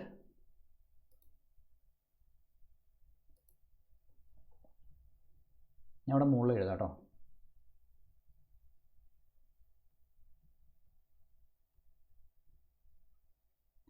integrated development of small and medium towns എന്ന് പറയുന്ന ഒരു സ്കീം വരുന്നത് 1979 റോളിംഗ് പ്ലാനിൻ്റെ സമയത്താണ്. അപ്പോൾ പഞ്ചവത്സര പദ്ധതിൻ്റെ ഇടയിൽ വരുന്ന ഒരു സാധനമായിട്ടാണ് ഞാൻ ഇവിടെ പറഞ്ഞത്. ഇനി പിന്നെ അറിഞ്ഞിരിക്കേണ്ടത് 8-ാം പഞ്ചവത്സര പദ്ധതിയാണ്. 8-ാം പഞ്ചവത്സര പദ്ധതി എന്ന് പറയുമ്പോൾ അതിലെ പ്രധാനപ്പെട്ട കാര്യമാണ് മെഗാ സിറ്റി പദ്ധതി.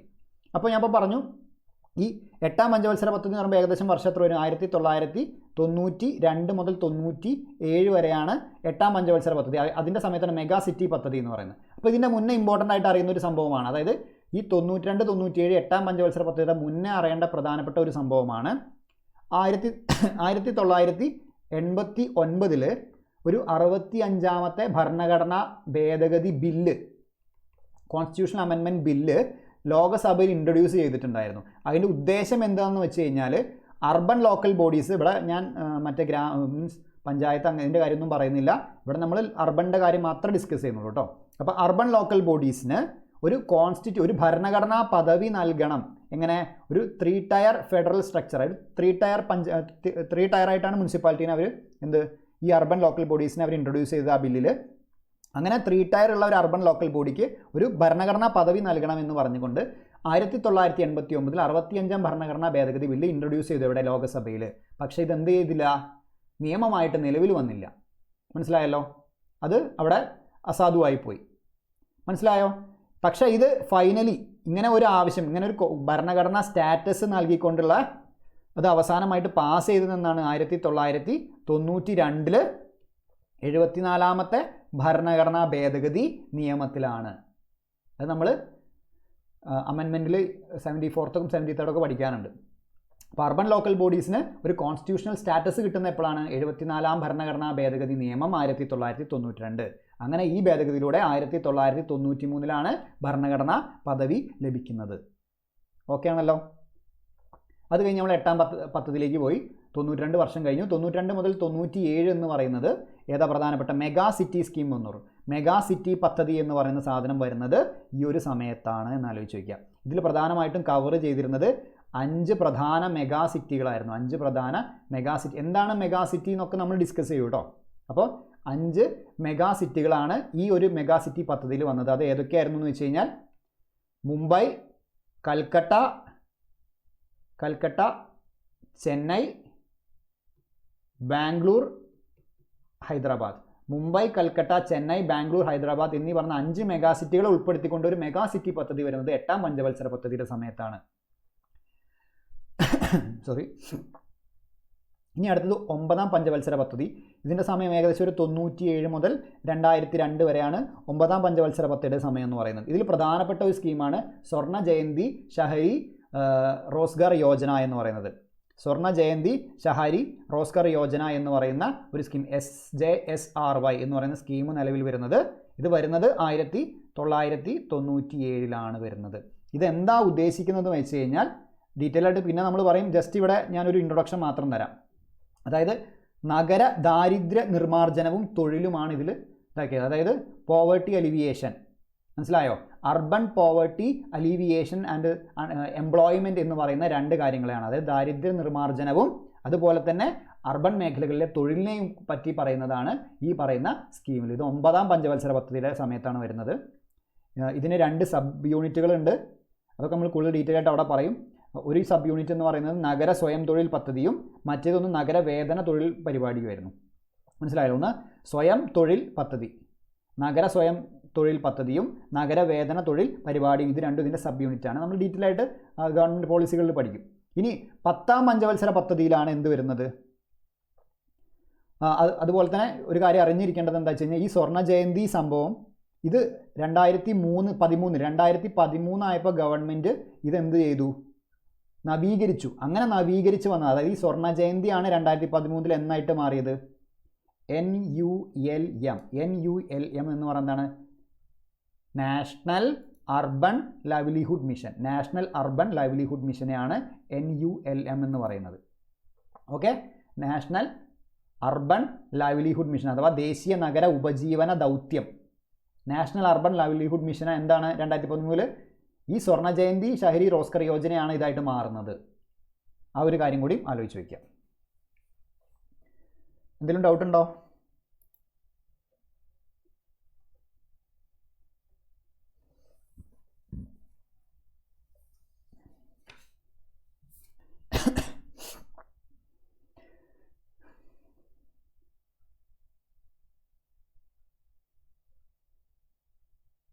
ഓക്കെ അല്ലേ?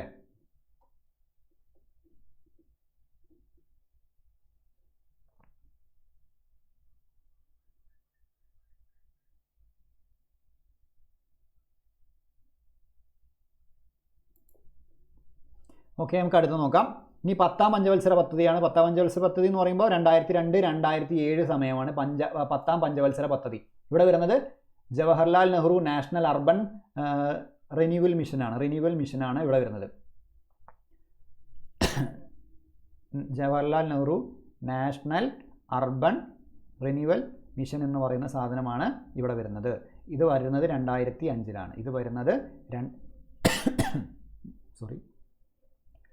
2005 Jawaharlal Nehru national urban renewal mission എന്ന് പറയുന്നത്. ഇതെന്താ ഉദ്ദേശിക്കുന്നത്? അർബൻ ഇൻഫ്രാസ്ട്രക്ചർ അടിപൊളിയാക്കുക, അതായത് നഗരത്തിൻ്റെ അടിസ്ഥാന സൗകര്യങ്ങൾ ഇൻഫ്രാസ്ട്രക്ചർ അടിപൊളിയാക്കുക എന്ന് പറയുന്ന ഒരു ഉദ്ദേശത്തോടെയാണ് ഇത് വരുന്നത്. അതായത് പ്രധാനമായി ഇത് ആരെയാണ് എയിം ചെയ്യുന്നത് വെച്ചാൽ നഗരങ്ങളിലെ പാവപ്പെട്ടവരെ, അർബൻ പുവർ, നഗരങ്ങളിലെ പാവപ്പെട്ട ആൾക്കാരെയാണ് ഇത് ഉദ്ദേശിക്കുന്നത്. ഇതെന്താ വെച്ചാൽ അവർക്ക് വേണ്ട വീട്, അവർക്ക് വേണ്ട വാട്ടർ സപ്ലൈ, സാനിറ്റേഷൻ, അതുപോലെ ട്രാൻസ്പോർട്ട്, പബ്ലിക് ട്രാൻസ്പോർട്ട്, ഇതൊക്കെ അതുപോലെ അടിസ്ഥാന സൗകര്യങ്ങൾ മെച്ചപ്പെടുത്തുക എന്ന് പറയുന്നത്, നഗരങ്ങളിലെ അടിസ്ഥാന സൗകര്യങ്ങൾ മെച്ചപ്പെടുത്തുക എന്നുള്ളതാണ് ഈ മിഷനിൽ പറയുന്നത്. ഇത് 2005 നിലവിൽ വന്നത്. ഓക്കെ ആണല്ലോ? ഇനി അറിയേണ്ട കാര്യം, 2005 വന്ന ഈ സാധനം 2014 സ്റ്റോപ്പ് ചെയ്തു. 2014 സ്റ്റോപ്പ് ചെയ്തു. മോഡി ഗവൺമെൻറ് വന്നപ്പോൾ 2014 ഇത് സ്റ്റോപ്പ് ചെയ്തിട്ട് ഇതിൻ്റെ പുതിയ പേര് എന്ന് പറയുന്നത് അടൽ അമൃത് മിഷൻ. മനസ്സിലായല്ലോ? ഈ Jawaharlal Nehru national urban renewal മിഷൻ്റെ പുതിയ പേരാണ് അടൽ അമൃത് മിഷൻ എന്ന് പറയുന്നത്. ഓക്കെ, അത് നമ്മൾ ഡീറ്റെയിൽ ആയിട്ട് പിന്നെ പറയും. ഇനി 11ാം പഞ്ചവത്സര പദ്ധതിൻ്റെ കാര്യം പറയണം. 11ാം പഞ്ചവത്സരത്തിൽ വന്നതാണ് രാജീവ് ആവാസ് യോജന എന്ന് പറയുന്ന യോജന വന്ന് 2011 വന്നത്. രാജീവ് ആവാസ് യോജന 11ാം പഞ്ചവത്സര പദ്ധതിയുടെ സമയത്താണ്. 2007-2012 ആണ് 11ാം പഞ്ചവത്സര പദ്ധതി.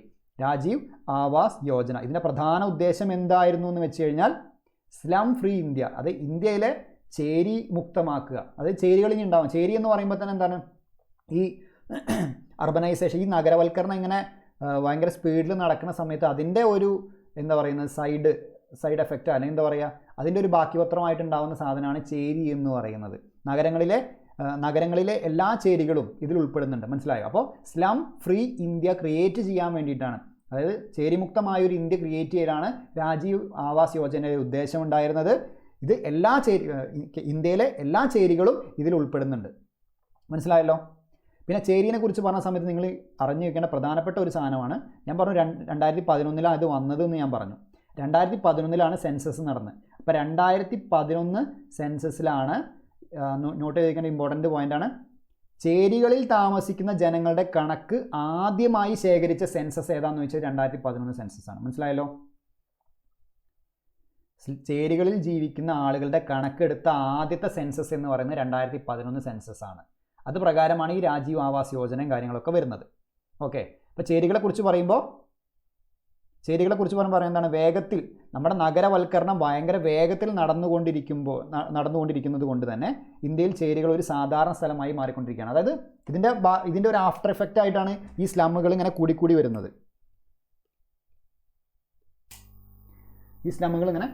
വരുന്നത്. അപ്പോൾ ഈ നഗരവൽക്കരണം സ്പീഡായിട്ട് നടക്കുന്നതനുസരിച്ച് അതിൻ്റെ സൈഡായിട്ട് ഇങ്ങനെ സ്ലമ്മുകൾ വരുന്നതാണ്. ഓക്കെ, അപ്പോൾ സ്ലം ഫ്രീ ഇന്ത്യ എന്ന് പറയുന്ന ഒരു സംഭവത്തിനാണ് രാജീവ് ആവാസ് യോജന. അപ്പോൾ നമ്മളെന്ത് പറഞ്ഞു, ചരിത്രം പറഞ്ഞു, സ്വാതന്ത്ര്യം കിട്ടുന്നതിന് മുന്നേ. ഈ സ്വാതന്ത്ര്യം കിട്ടിയതിന് ശേഷം ഈ നഗരവൽക്കരണത്തിന് വേണ്ടി വന്ന പ്രധാനപ്പെട്ട പഞ്ചവത്സര പദ്ധതികളും അതിലെ കാര്യങ്ങളുമാണ് നമ്മൾ ഡിസ്കസ് ചെയ്തത്. ഓക്കെ ആണല്ലോ? ക്ലിയർ ആണെന്ന് വിചാരിക്കുന്നു. എന്തെങ്കിലും ഡൗട്ട് ഉണ്ടോ?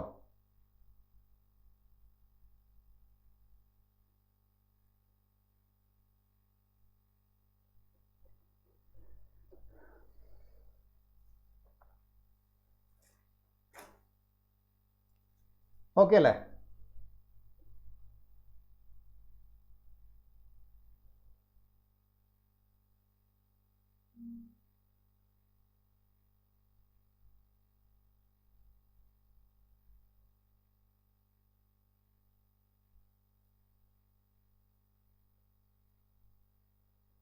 ഓക്കെ, ഇനി ഞാൻ ഇപ്പോൾ പറഞ്ഞ ഓരോ പദ്ധതികളും നമ്മൾ ഡീറ്റെയിൽ ആയിട്ട് പിന്നീട് ഡിസ്കസ് ചെയ്യും.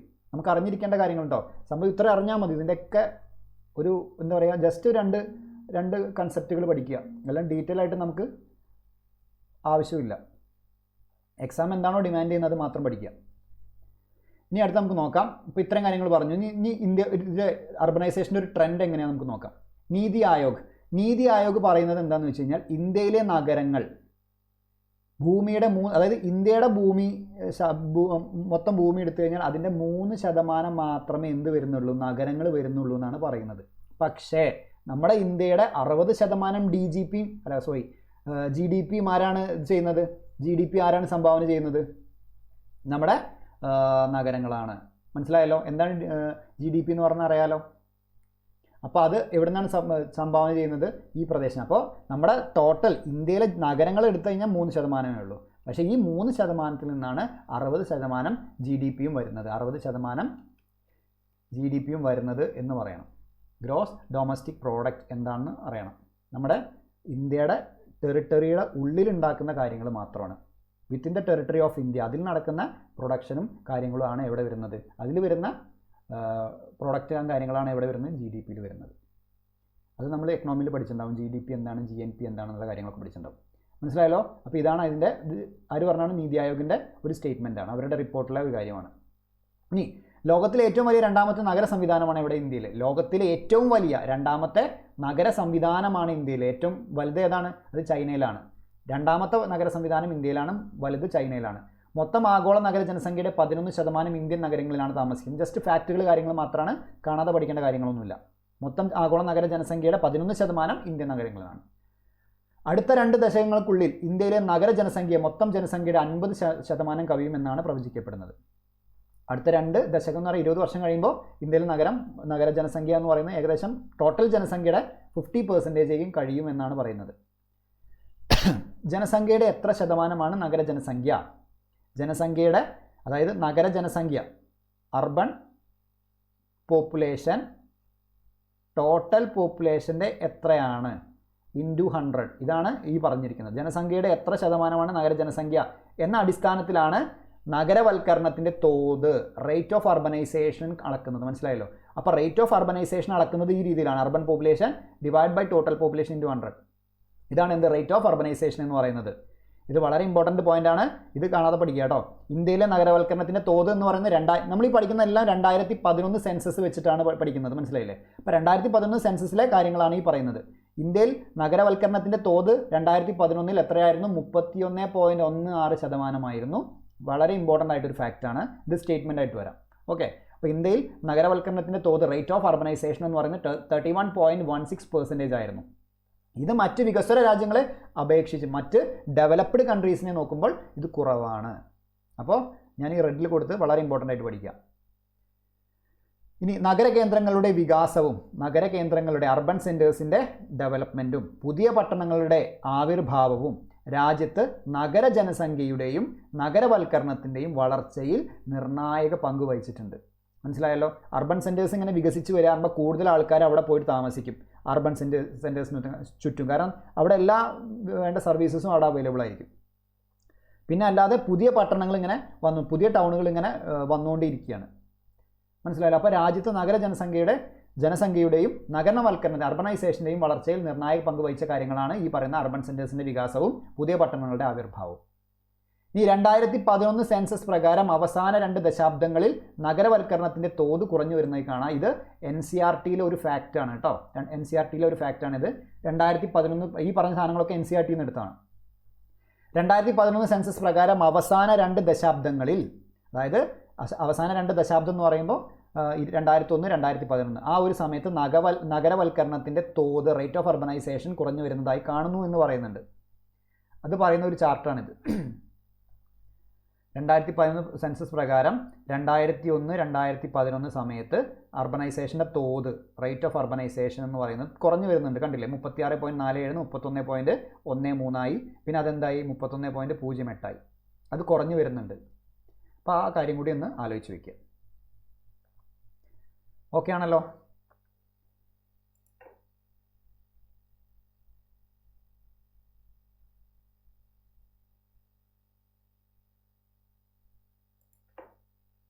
ഇനി നഗരവൽക്കരണ പ്രവണതകൾ എന്തൊക്കെയാണ്?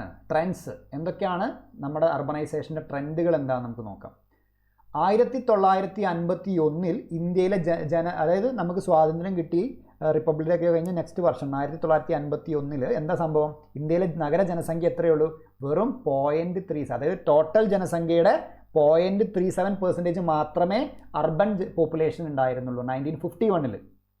2001 ആയപ്പോഴേക്കും ഇത് എത്രയായിട്ട് കൂടി? 27.81% വളർന്നു. 2011 ആയപ്പോൾ 31.16%. മനസ്സിലായോ?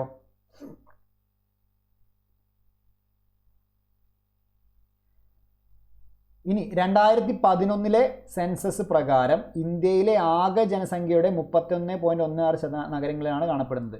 ഈ കണക്ക് ഞാൻ ഇവിടെ ഓൾറെഡി പറഞ്ഞിട്ടുണ്ട്. 31.16. ഇന്ത്യയിൽ നഗരവൽക്കരണത്തിന് തോത് 2011 31.16% ആയിരുന്നു. മനസ്സിലായല്ലോ? ഇപ്പോൾ 2011 സെൻസസ് പ്രകാരം ഇന്ത്യയിലെ ആകെ ജനസംഖ്യയുടെ 31.16% നഗരങ്ങളിലാണ് കാണപ്പെടുന്നത്. അത് ആലോചിച്ച് വയ്ക്കുക. അത് ഏകദേശം എത്ര വരുന്നുണ്ട്? 377 ദശലക്ഷം ജനങ്ങൾ ഇന്ത്യയിൽ ജീവിക്കുന്ന നഗരങ്ങളിലാണ്. മനസ്സിലായി? അതാ പറയുന്നത്. 2001 അർബൻ പോപ്പുലേഷൻ എന്ന് പറയുന്നത് 286 മില്യൺ ആയിരുന്നു.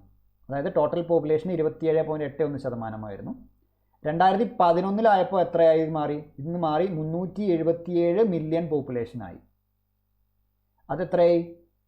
ടോട്ടൽ പോപ്പുലേഷൻ്റെ 31.16%. ഈ നമ്പറാണ് ഞാൻ പഠിക്കണം എന്ന് പറഞ്ഞ നമ്പർ. 31.16.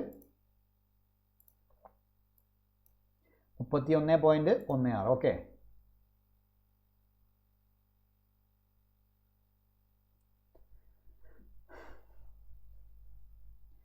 ഇനി ഏറ്റവും കൂടുതൽ നഗര ജനസംഖ്യയുള്ള രാജ്യത്തിൻ്റെ പട്ടികയിൽ ഇനി കുറച്ച് ഫാക്റ്റുകളാണ്. ഇതൊക്കെ നമ്മുടെ ഒഫീഷ്യൽ വെബ്സൈറ്റിൽ നിന്ന് എടുത്ത ഡാറ്റകളാണ് കേട്ടോ. ഏറ്റവും കൂടുതൽ നഗര ജനസംഖ്യയുള്ള രാജ്യത്തിൻ്റെ പട്ടികയിൽ 1-ാം സ്ഥാനത്ത് നിൽക്കുന്നത് ചൈനയാണ്. മനസ്സിലായല്ലോ. 2-ാം സ്ഥാനത്ത് ഇന്ത്യക്കാണ്. അപ്പോൾ ഇത് ടോട്ടലാണ് പറയുന്നത്. തൊട്ട് പിന്നിലായി അമേരിക്കയുണ്ട്. അപ്പോൾ നമുക്ക് വേണ്ട ഡാറ്റാസിന് ഇവിടെയാണ്. ഇന്ത്യയിലെ എല്ലാ സംസ്ഥാനങ്ങളിലും അപ്പോൾ ഇന്ത്യയിൽ മൊത്തം ടോട്ടൽ എടുക്കുക, സംസ്ഥാനങ്ങളും കേന്ദ്രഭരണ പ്രദേശങ്ങളും ഒക്കെ വെച്ച് നോക്കിക്കഴിഞ്ഞാൽ രണ്ടും കൺസിഡർ ചെയ്യുമ്പോൾ ഇന്ത്യയിൽ ഏറ്റവും കൂടുതലുള്ളത് എവിടെയാണ്? ദേശീയ തലസ്ഥാന പ്രദേശമായ national capital territory of Delhi, അവിടെയാണ് ഏറ്റവും കൂടുതലുള്ളത്. മനസ്സിലായത് എത്രയാണ്? 97.5% അവിടെ. അതായത് ഡൽഹിയിലെ പോപ്പുലേഷന് 97.5% എവിടെയാണ്? എന്താണ്? അർബൻ പോപ്പുലേഷനാണ്. ഇനി അടുത്തത് ചണ്ഡീഗഡ്, കേന്ദ്രഭരണ പ്രദേശമായ ചണ്ഡീഗഡ് നോക്കിക്കഴിഞ്ഞാൽ ചണ്ഡീഗഡിലെ ടോട്ടൽ പോപ്പുലേഷൻ്റെ 97.25% എന്താണ്? നഗരവാസികളാണ്. മനസ്സിലായല്ലോ. അപ്പോൾ നമ്മൾ ഇന്ത്യ മൊത്തം വെച്ച് നോക്കുമ്പോൾ അവിടെ അതിൽ സ്റ്റേറ്റ് ഉൾപ്പെടുന്നുണ്ട്, കേന്ദ്രഭരണ പ്രദേശങ്ങൾ ഉൾപ്പെടുന്നുണ്ട്. അതൊക്കെ വെച്ച് നോക്കിക്കഴിഞ്ഞാൽ ഡൽഹി, ദേശീയ തലസ്ഥാന പ്രദേശമായ ഡൽഹിയിലും കേന്ദ്രഭരണ പ്രദേശമായ ചണ്ഡീഗഡിലുമാണ് ഏറ്റവും കൂടുതൽ നഗരവൽക്കരിക്കപ്പെട്ടിരിക്കുന്നത്. അതായത് ഏറ്റവും കൂടുതൽ നഗരവാസികളുമായി ഏറ്റവും അധികം നഗരവൽക്കരിക്കപ്പെട്ടിരിക്കുന്ന 2 സ്ഥലങ്ങളാണ് ഇന്ത്യയിൽ, ഡൽഹിയും ചണ്ഡീഗഡും. National capital territory of Delhi and Chandigarh. ഇനി ഇതിന് തൊട്ടു പിന്നിലായിട്ടാണ് ദാമൻ ആൻഡ് ദിയു. എത്രയാണ്? 75.2% ആണ്. 75.2% അവിടുത്തെ. അതുപോലെ പുതുച്ചേരി 68.3% പ്രദേശങ്ങൾ. ഇന്ത്യയിലെ ടോട്ടൽ വെച്ച് നോക്കുമ്പോഴുള്ള ഒരു കണക്കാണ് ഈ പറയുന്നത്. ഇനി സംസ്ഥാനങ്ങളുടെ കാര്യം മാത്രം എടുക്കുകയാണെങ്കിൽ, യൂണിയൻ ടെറിട്ടറീസിൻ്റെ കാര്യം നോക്കാണ്ട് സംസ്ഥാനങ്ങളുടെ കാര്യം മാത്രം നോക്കിക്കഴിഞ്ഞാൽ ഏറ്റവും കൂടുതൽ നഗരവൽക്കരിക്കപ്പെട്ട സംസ്ഥാനം ഏതാണ്? ഗോവയാണ്. ഗോവ. അവിടെ എത്രയാണ്? 62.2% നഗരവാസികളാണ് ഗോവയിലുള്ളത്. 2001 എത്രയായിരുന്നു? 49.8% ഗോവയിലെ നഗരജനസംഖ്യ. ഇത് ഭയങ്കരമായിട്ട് വർദ്ധിച്ചിട്ടാണ് 2011 ആയപ്പോഴേക്കും എന്തായത്? 62.2% ആയിട്ടുള്ളത്. അപ്പോൾ ഇവിടെ എന്താണ്? ഒരു ദ്രുതഗതിയിലുള്ള ഒരു വളർച്ചയാണ് അവിടെ വന്നിട്ടുള്ളത്. അപ്പോൾ ഇതുപോലെ ഗതിയിലുള്ള നഗരവൽക്കരണത്തിൻ്റെ മറ്റൊരു പ്രധാന ഈ ഒരു കണ്ടീഷനിലുള്ള നഗരവൽക്കരണത്തിന് മറ്റൊരു പ്രധാന ഉദാഹരണം കേരളത്തിലാണ് സംഭവിച്ചത്. വളരെ ഇമ്പോർട്ടൻ്റ് ആണ് കേരളത്തിൻ്റെ കാര്യം. കേരളത്തിലെ നഗരജനസംഖ്യ ഇപ്പോൾ എത്രയാണ്? 47. അതായത് 2011 സെൻസസ് പ്രകാരം കേരളത്തിലെ നഗരജനസംഖ്യ എത്രയാണ്? 47.7%. വളരെ ഇമ്പോർട്ടൻ്റ് ആണ്.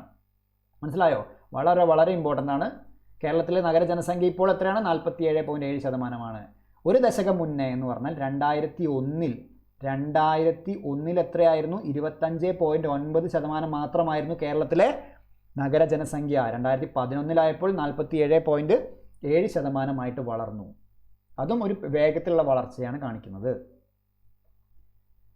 ഇനി വടക്ക് കിഴക്കൻ സംസ്ഥാനങ്ങളുടെ കാര്യമാണെങ്കിൽ, നോർത്ത് ഈസ്റ്റേൺ സ്റ്റേറ്റിൻ്റെ കാര്യം എടുക്കുകയാണെങ്കിൽ മുന്നിൽ നിൽക്കുന്നത് മിസോറമാണ്. മിസോറാം 51.5% മിസോറാമിലെ നഗരജനസംഖ്യ. അതുപോലെ 2001 11% നഗരജനസംഖ്യ ഉണ്ടായിരുന്ന സിക്കിമിൽ 2011 അത് എത്രയായിട്ടുണ്ട്? 25% മനസ്സിലായല്ലോ. അതുപോലെ പ്രധാന സംസ്ഥാനങ്ങൾ കാരണം പ്രധാന സംസ്ഥാനം കൊണ്ട് ഉദ്ദേശിക്കുന്നത് അപ്പോൾ അത് കുറച്ച് സർവീസിനും കുറച്ച് ഇൻഡസ്ട്രിയൊക്കെ ഉള്ള പ്രധാനപ്പെട്ട കുറച്ച് സ്ഥലങ്ങളാണ് പറയുന്നത്. തമിഴ്നാട്, അതുപോലെ കേരളം, മഹാരാഷ്ട്ര. ഇങ്ങനെ പ്രധാനപ്പെട്ട സംസ്ഥാനങ്ങൾ എടുക്കുകയാണെങ്കിൽ ടോട്ടൽ സംസ്ഥാനങ്ങളെല്ലാം കൺസിഡർ ചെയ്യുന്ന പ്രധാനപ്പെട്ട സംസ്ഥാനങ്ങൾ മാത്രം കൺസിഡർ ചെയ്യുമ്പോൾ 48.4% നഗരജനസംഖ്യയുള്ള തമിഴ്നാട് ഏറ്റവും കൂടുതൽ നഗരവൽക്കരിക്കപ്പെട്ട സംസ്ഥാനമായി തുടരുന്നു. തൊട്ടു പിന്നിലായി കേരളം എത്രയുണ്ട്? 47.7%. നമ്മൾ ഓൾറെഡി ഇവിടെ പറഞ്ഞു 47.7% ആണ്. മഹാരാഷ്ട്രയിൽ എത്രയുള്ളത്? 45.2% ആണ്. ഓക്കെ ആണല്ലോ. ഇനി നഗരജനസംഖ്യയുടെ അനുപാതം ഹിമാചൽ പ്രദേശിൽ ഏറ്റവും താഴ്ന്ന നിലയിൽ തന്നെ തുടരുകയാണ്. 10% ഉള്ളൂ ഹിമാചൽ പ്രദേശിൽ. ഇനി ദശലക്ഷം എന്ന് പറയുമ്പോൾ 10 ലക്ഷത്തിലധികം ജനസംഖ്യയുള്ള മെട്രോപൊളിറ്റൻ നഗരങ്ങൾ. അപ്പോൾ എന്താ മെട്രോപൊളിറ്റൻ നഗരങ്ങൾ എന്താണെന്ന് നമ്മൾ കുറച്ച് കഴിഞ്ഞാൽ പറയും. അപ്പോൾ 10 ലക്ഷത്തിലധികം ജനസംഖ്യയുള്ള മെട്രോപൊളിറ്റൻ നഗരങ്ങളുടെ എണ്ണം 2011 സെൻസസ് പ്രകാരം എത്രയായിട്ട് മാറിയിട്ടുണ്ട്? 53 വർദ്ധിച്ചിട്ടുണ്ട്. മനസ്സിലായോ? ഇപ്പോൾ 2001 സെൻസസിൽ 35 ആയിരുന്നു. 10 ലക്ഷത്തിൽ കൂടുതൽ ജനസംഖ്യയുള്ള മെട്രോപൊളിറ്റൻ നഗരങ്ങളുടെ എണ്ണം 2001 35 ആയിരുന്നെങ്കിൽ 2011 എന്തായിട്ട് മാറിയിട്ടുണ്ട്? 53 വർദ്ധിച്ചിട്ടുണ്ട്. അത്തരം മെട്രോപൊളിറ്റൻ നഗരങ്ങൾ, അതായത് 10 ലക്ഷത്തിലധികം ജനസംഖ്യയുള്ള മെട്രോപൊളിറ്റൻ നഗരങ്ങളുടെ ഉദാഹരണങ്ങളാണ് ഈ പറഞ്ഞ ഗ്രേറ്റർ മുംബൈ, ഡൽഹി, കൊൽക്കത്ത, ബാംഗ്ലൂർ, ഹൈദരാബാദ്. അതിൽ ഞാൻ നോട്ട് ചെയ്തേണ്ടതൊക്കെയാണ് കൊച്ചിയുണ്ട്, കോഴിക്കോടുണ്ട്, തൃശ്ശൂരുണ്ട്, മലപ്പുറമുണ്ട്, തിരുവനന്തപുരമുണ്ട്. ഇതൊക്കെ എന്താണ്? 10 ലക്ഷം. കണ്ണൂരുണ്ട്, കൊല്ലമുണ്ട്. മനസ്സിലായോ? അപ്പോൾ 10 ലക്ഷത്തിലധികം ജനസംഖ്യയുള്ള മെട്രോപൊളിറ്റൻ നഗരങ്ങളാണ് ഈ പറഞ്ഞതൊക്കെ. മനസ്സിലായോ? മെട്രോപൊളിറ്റൻ നഗരങ്ങളാണ്. പക്ഷേ അതിൽ ഒരു കണ്ടീഷൻ കൂടി വന്നെന്താണ്? 10 ലക്ഷത്തിലധികം ജനസംഖ്യയുള്ള മെട്രോപൊളിറ്റൻ നഗരങ്ങളാണ് ഈ പറഞ്ഞിരിക്കുന്നത്. ഓക്കെ, ഇത് എല്ലാം പറഞ്ഞിട്ടില്ല. ടോട്ടൽ 53 ഉണ്ട്. അതിൽ കുറച്ച് പേര് മാത്രമേ ഞാൻ പറഞ്ഞിട്ടുള്ളൂ. കേരളത്തിലുള്ളത് ഈ പറഞ്ഞ കൊച്ചി, കോഴിക്കോട്, തൃശ്ശൂർ, മലപ്പുറം, തിരുവനന്തപുരം, കണ്ണൂർ, കൊല്ലം ഇവയാണ്. ഓക്കെ അല്ലേ?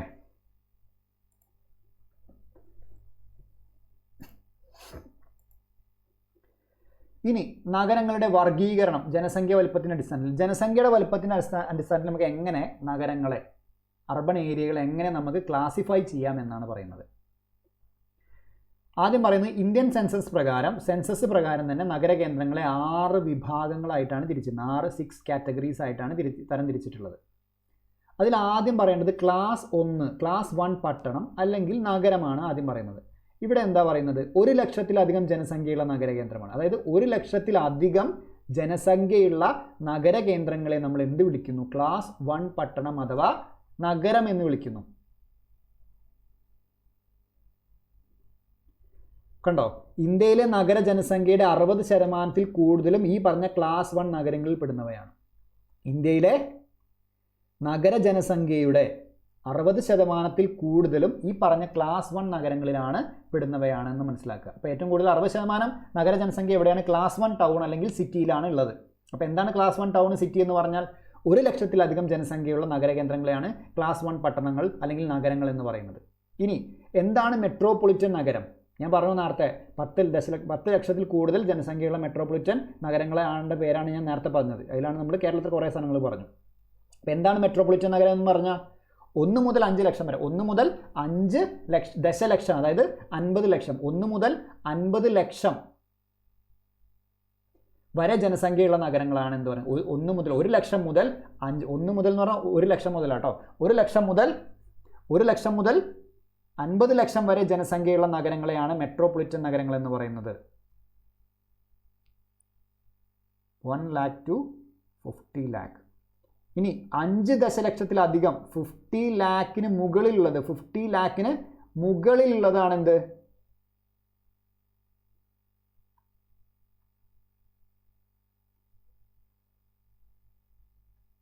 $50 ലാഖിന് മുകളിലുള്ളതാണെന്ത്? 50 ലാഖിന് മുകളിലാണെന്ത് എന്ത് പറയുന്നത്? മെഗാ നഗരം എന്ന് പറയുന്നത്. അപ്പോൾ മെഗാ സിറ്റി, നേരത്തെ നമ്മൾ മെഗാ സിറ്റി പദ്ധതിനെ കുറിച്ച് പറഞ്ഞിട്ടുണ്ടായിരുന്നല്ലോ. ആ പറഞ്ഞ മെഗാ സിറ്റി എന്ന് ഉദ്ദേശിക്കുന്നത് എന്താണ്? 50 ലക്ഷം, 5 ദശലക്ഷം അഥവാ 50 ലക്ഷത്തിലധികം ജനസംഖ്യയുള്ള നഗരങ്ങളാണ്. മനസ്സിലായല്ലോ? ഡൗട്ടൊന്നുമില്ലല്ലോ? അപ്പോൾ ക്ലാസ് 1 പട്ടണം അല്ലെങ്കിൽ നഗരം എന്ന് പറയുന്നത് 1 ലക്ഷത്തിലധികം ജനസംഖ്യയുള്ള നഗരങ്ങളാണ്. 1 ലക്ഷം മുതൽ 50 ലക്ഷം വരെയുള്ളതിനെ മെട്രോപൊളിറ്റൻ നഗരങ്ങൾ എന്ന് പറയും. 50 ലക്ഷത്തിന് മുകളിലുള്ളതിന് നമ്മൾ മെഗാ നഗരങ്ങൾ എന്ന് പറയും. ഓക്കെ ആണല്ലോ? ഇനി ഇപ്പോൾ 3 ക്ലാസിഫിക്കേഷനായി. ഇനി മിക്ക മെട്രോപൊളിറ്റൻ നഗരങ്ങളും മെഗാ നഗരങ്ങളും, അതായത് മിക്ക മെട്രോപൊളിറ്റൻ നഗരങ്ങളും മെഗാ നഗരങ്ങളും ഒക്കെ എന്താണ്? നഗരസഞ്ചയങ്ങളാണ്. ഇതൊരു വേർഡാണ്. അർബൻ അഗ്ലോമറേഷൻസ് എന്ന് പറയുന്ന ഒരു വാക്കാണിത്. നഗരസഞ്ചയങ്ങൾ. അപ്പോൾ നമ്മൾ പറഞ്ഞെന്താണ്? ഈ പറഞ്ഞ മെട്രോപൊളിറ്റൻ നഗരങ്ങളായാലും മെഗാ നഗരങ്ങളായാലും ഇവയൊക്കെ എന്താണ്? നഗരസഞ്ചയങ്ങളാണെന്നാണ് പറയുന്നത്. അപ്പോൾ എന്താണ് ഒരു നഗരസഞ്ചയം? ഈ പറയുന്ന താഴെ പറയുന്നതിൽ 3 വിഭാഗങ്ങളിൽ പെടുന്ന ഏതെങ്കിലും, ഈ പറയുന്ന 3 വിഭാഗങ്ങൾ ഏതെങ്കിലും ഒന്നിൽ ഉൾപ്പെടുന്ന പ്രദേശങ്ങളെയാണ് നമ്മൾ നഗരസഞ്ചയം അഥവാ അർബൻ അഗ്ലോമറേഷൻസ് എന്ന് പറയുന്നത്. ഒന്നെങ്കിൽ എന്തായിരിക്കണം? ഒരു നഗരവും അതിൻ്റെ സമീപ നഗര വളർച്ചയും.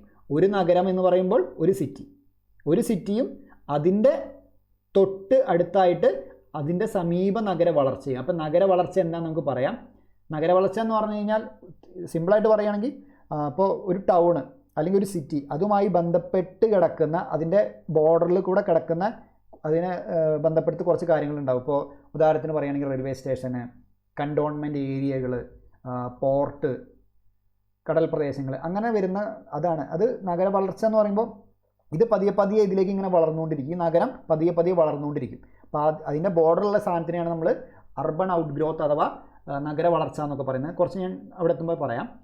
അപ്പോൾ ഇത്രയേ ഉള്ളൂ. ഒരു നഗരവും അതിൻ്റെ സമീപ നഗര വളർച്ചയും അങ്ങനെയുള്ള പ്രദേശമാണെങ്കിൽ അത് നമുക്ക് എന്ത് പറയാം? അർബൻ അഗ്ലോമറേഷൻ എന്ന് പറയാം. ഇനി അതല്ല, ഒന്നോ അതിലധികമോ സമീപ നഗരങ്ങളും, ഒന്നോ അതിലധികമോ സമീപ നഗരങ്ങളും. സമീപ നഗരങ്ങൾ എന്ന് പറഞ്ഞാൽ ഒന്നിൽ കൂടുതൽ നഗരങ്ങൾ ഒരുമിച്ചിരിക്കുന്നതിനാണ് സമീപ നഗരങ്ങൾ എന്ന് പറയുന്നത്. ഒരു നഗരമുണ്ട്, ഒരു നഗരം, രണ്ട് നഗരം, മൂന്ന് നഗരം, അങ്ങനെ കുറേ നഗരങ്ങളുണ്ട്.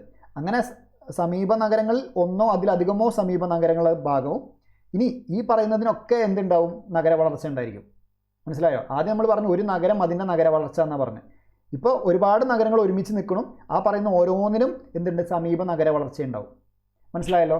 ഇനി അങ്ങനെ ഉള്ളതോ ഇല്ലാത്തതോ, അപ്പോൾ ഒന്നോ അതിലധികമോ സമീപ നഗരങ്ങളും അവയുടെ സമീപ നഗര വളർച്ചയോട് കൂടിയതോ, ഇനി അങ്ങനെ സമീപ നഗര വളർച്ച ഇല്ലെങ്കിലോ, ആ പറയുന്നതും ഈ ഒരു കാറ്റഗറി ആയിട്ട് വിടും. ജസ്റ്റ് ഒരു ബേസിക് ഡെഫിനേഷൻ മാത്രം അറിഞ്ഞാൽ മതി കേട്ടോ. പിന്നെ മൂന്നാമത്തെ കാര്യം പറയുന്നത് ഒരു നഗരവും ഒന്നോ അതിലധികമോ സമീപ പട്ടണങ്ങളും. അപ്പോൾ ഒരു നഗരം ഉണ്ടാവും, അതിനോട് ബന്ധപ്പെട്ട് ഒന്നോ അതിലധികമോ ടൗണുകൾ ഉണ്ടാവും. ഇനി അവയുടെ സമീപ നഗര വളർച്ചയും ഈ പറഞ്ഞ നഗരത്തിൻ്റെയും ഈ പട്ടണങ്ങളുടെയൊക്കെ അടുത്തുള്ള വളർച്ചയും ഒത്തുചേർന്ന് രൂപപ്പെട്ട ഒരു നഗരപ്രദേശം. ഇങ്ങനെ മൂന്ന് കാറ്റഗറിയിൽ ഏതെങ്കിലും ഒന്ന് സാറ്റിസ്ഫൈ ചെയ്യുകയാണെങ്കിൽ ആ പറയുന്ന സ്ഥലത്തിന് നമുക്ക് എന്ത് പറയാം? അർബൻ അഗ്ലോമറേഷൻ അഥവാ നഗരസഞ്ചയങ്ങൾ എന്ന് പറയാം. അപ്പോൾ മിക്ക മെട്രോപൊളിറ്റൻ നഗരങ്ങളും മെഗാ നഗരങ്ങളും ഇതുപോലത്തെ നഗരസഞ്ചയങ്ങളാണ്. ഓക്കെ. അപ്പോൾ ഇപ്പോൾ ഒരു മെട്രോപൊളിറ്റൻ നഗരം എടുത്തു, അതൊരു നഗരസഞ്ചയം ആവാം എന്ന് പറയുന്ന കാരണം എന്താണ്? ആ എടുക്കുന്ന നഗരവും അതിന് കുറച്ച് സമീപത്തായിട്ട് കുറച്ച് നഗര വളർച്ച ഉണ്ടാവും, അത് കുറച്ചും കൂടി അങ്ങ് വളർന്നിട്ടുണ്ടാവും. അങ്ങനെ ആയിരിക്കാം അത്. അല്ലെങ്കിൽ എന്തായിരിക്കും? ഒന്നോ അതിലധികമോ സമീപ നഗരങ്ങൾ, ഒരുപാട് നഗരങ്ങൾ കൂടിക്കിടക്കുന്നതും ഇനി അവയ്ക്ക് സമീപം വളർച്ച ഉള്ളതോ ഇനി അല്ലെങ്കിൽ സമീപ വളർച്ച ഇല്ലെങ്കിലോ കുഴപ്പമില്ല. ഇനി ഒരു നഗരവും അതിന് തൊട്ടടുത്ത് കുറച്ച് പട്ടണങ്ങളും അവയ്ക്ക് സമീപ നഗര വളർച്ചയോ അങ്ങനെ ഒത്തുചേർന്ന രൂപപ്പെട്ട നഗരപ്രദേശമായിരിക്കും.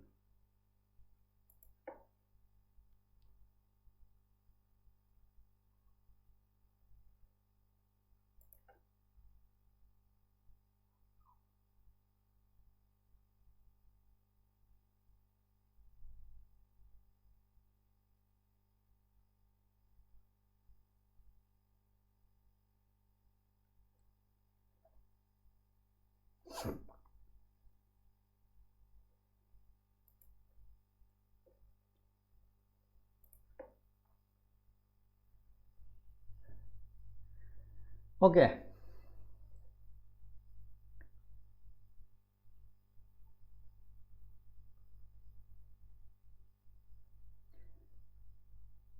അപ്പോൾ ഇത് മനസ്സിലായല്ലോ.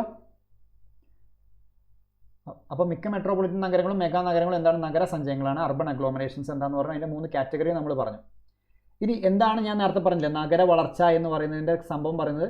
ഒന്നെങ്കിൽ നഗരം, അല്ലെങ്കിൽ ഒരു നഗരത്തോട് ചേർന്ന് കിടക്കുന്നത്, അല്ലെങ്കിൽ പട്ടണത്തോട് ചേർന്ന് സ്ഥിതി ചെയ്യുന്നതും ആയ ഒരു ഗ്രാമത്തിൻ്റെയോ ഗ്രാമങ്ങളുടെയോ റവന്യൂ അതിർത്തിക്കുള്ളിൽ പെടുന്നതുമായ റെയിൽവേ കോളനികൾ. അപ്പോൾ ഇത്രയും മനസ്സിലാക്കി വെച്ചാൽ മതി.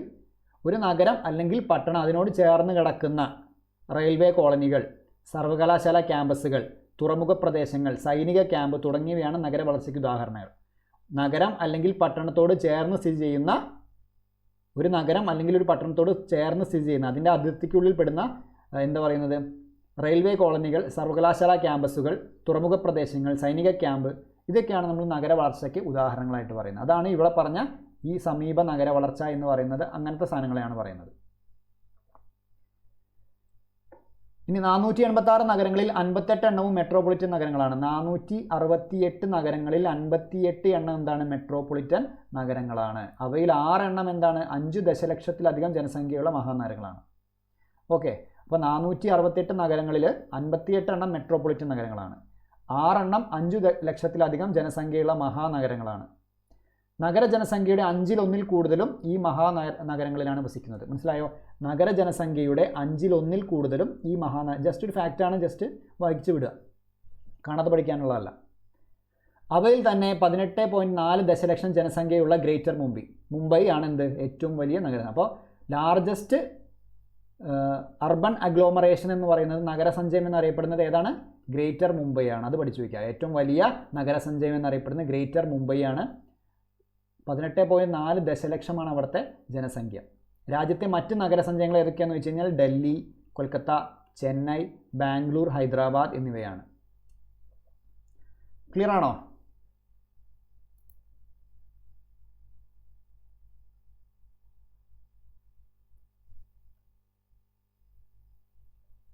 10 ലക്ഷമാണോന്നല്ലേ?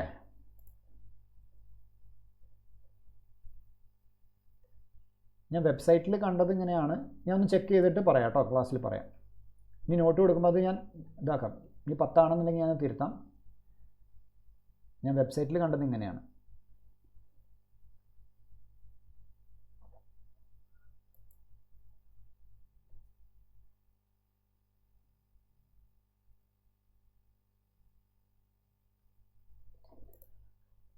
ഡൗട്ടൊന്നുമില്ലല്ലോ? ക്ലിയർ ആയോ?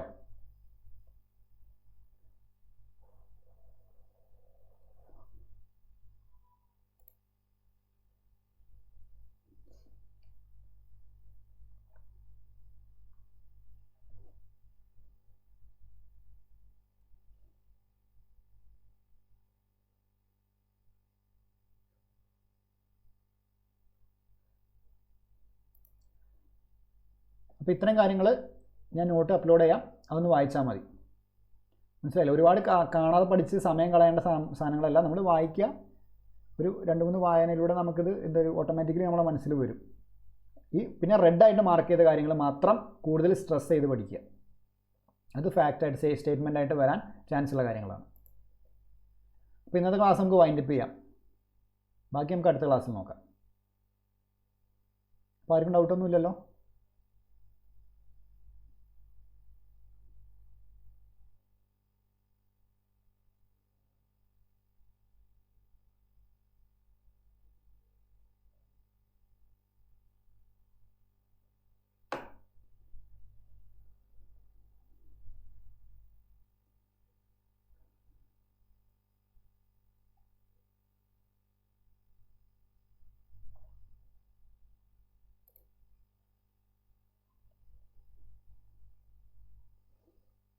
അപ്പോൾ ഓക്കെ, താങ്ക് യു.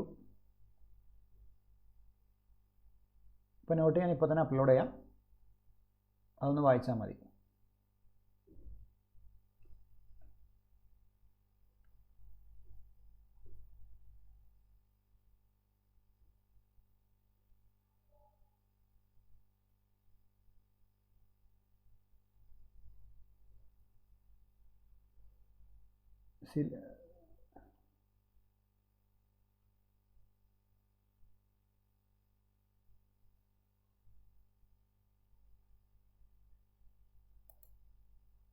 ഓക്കെ കേട്ടോ, അങ്ങനത്തെ ക്ലാസ് നമുക്ക് നോക്കാം, വെക്കാം കേട്ടോ.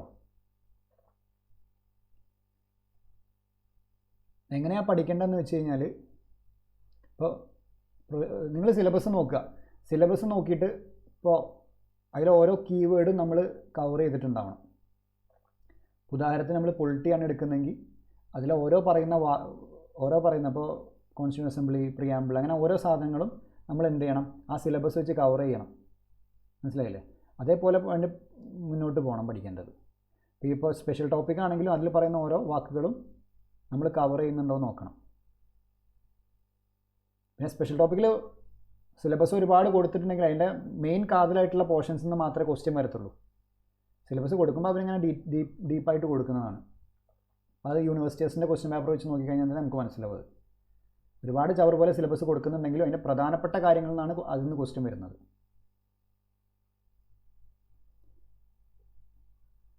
നമുക്ക് എങ്ങനെയാണ് പഠിക്കേണ്ടതെന്നുള്ള കാര്യത്തിൽ കൂടുതൽ ഡിസ്കസ് ചെയ്യാനുള്ള ഒരു ക്ലാസ് നമുക്ക് അറേഞ്ച് ചെയ്യാം കേട്ടോ.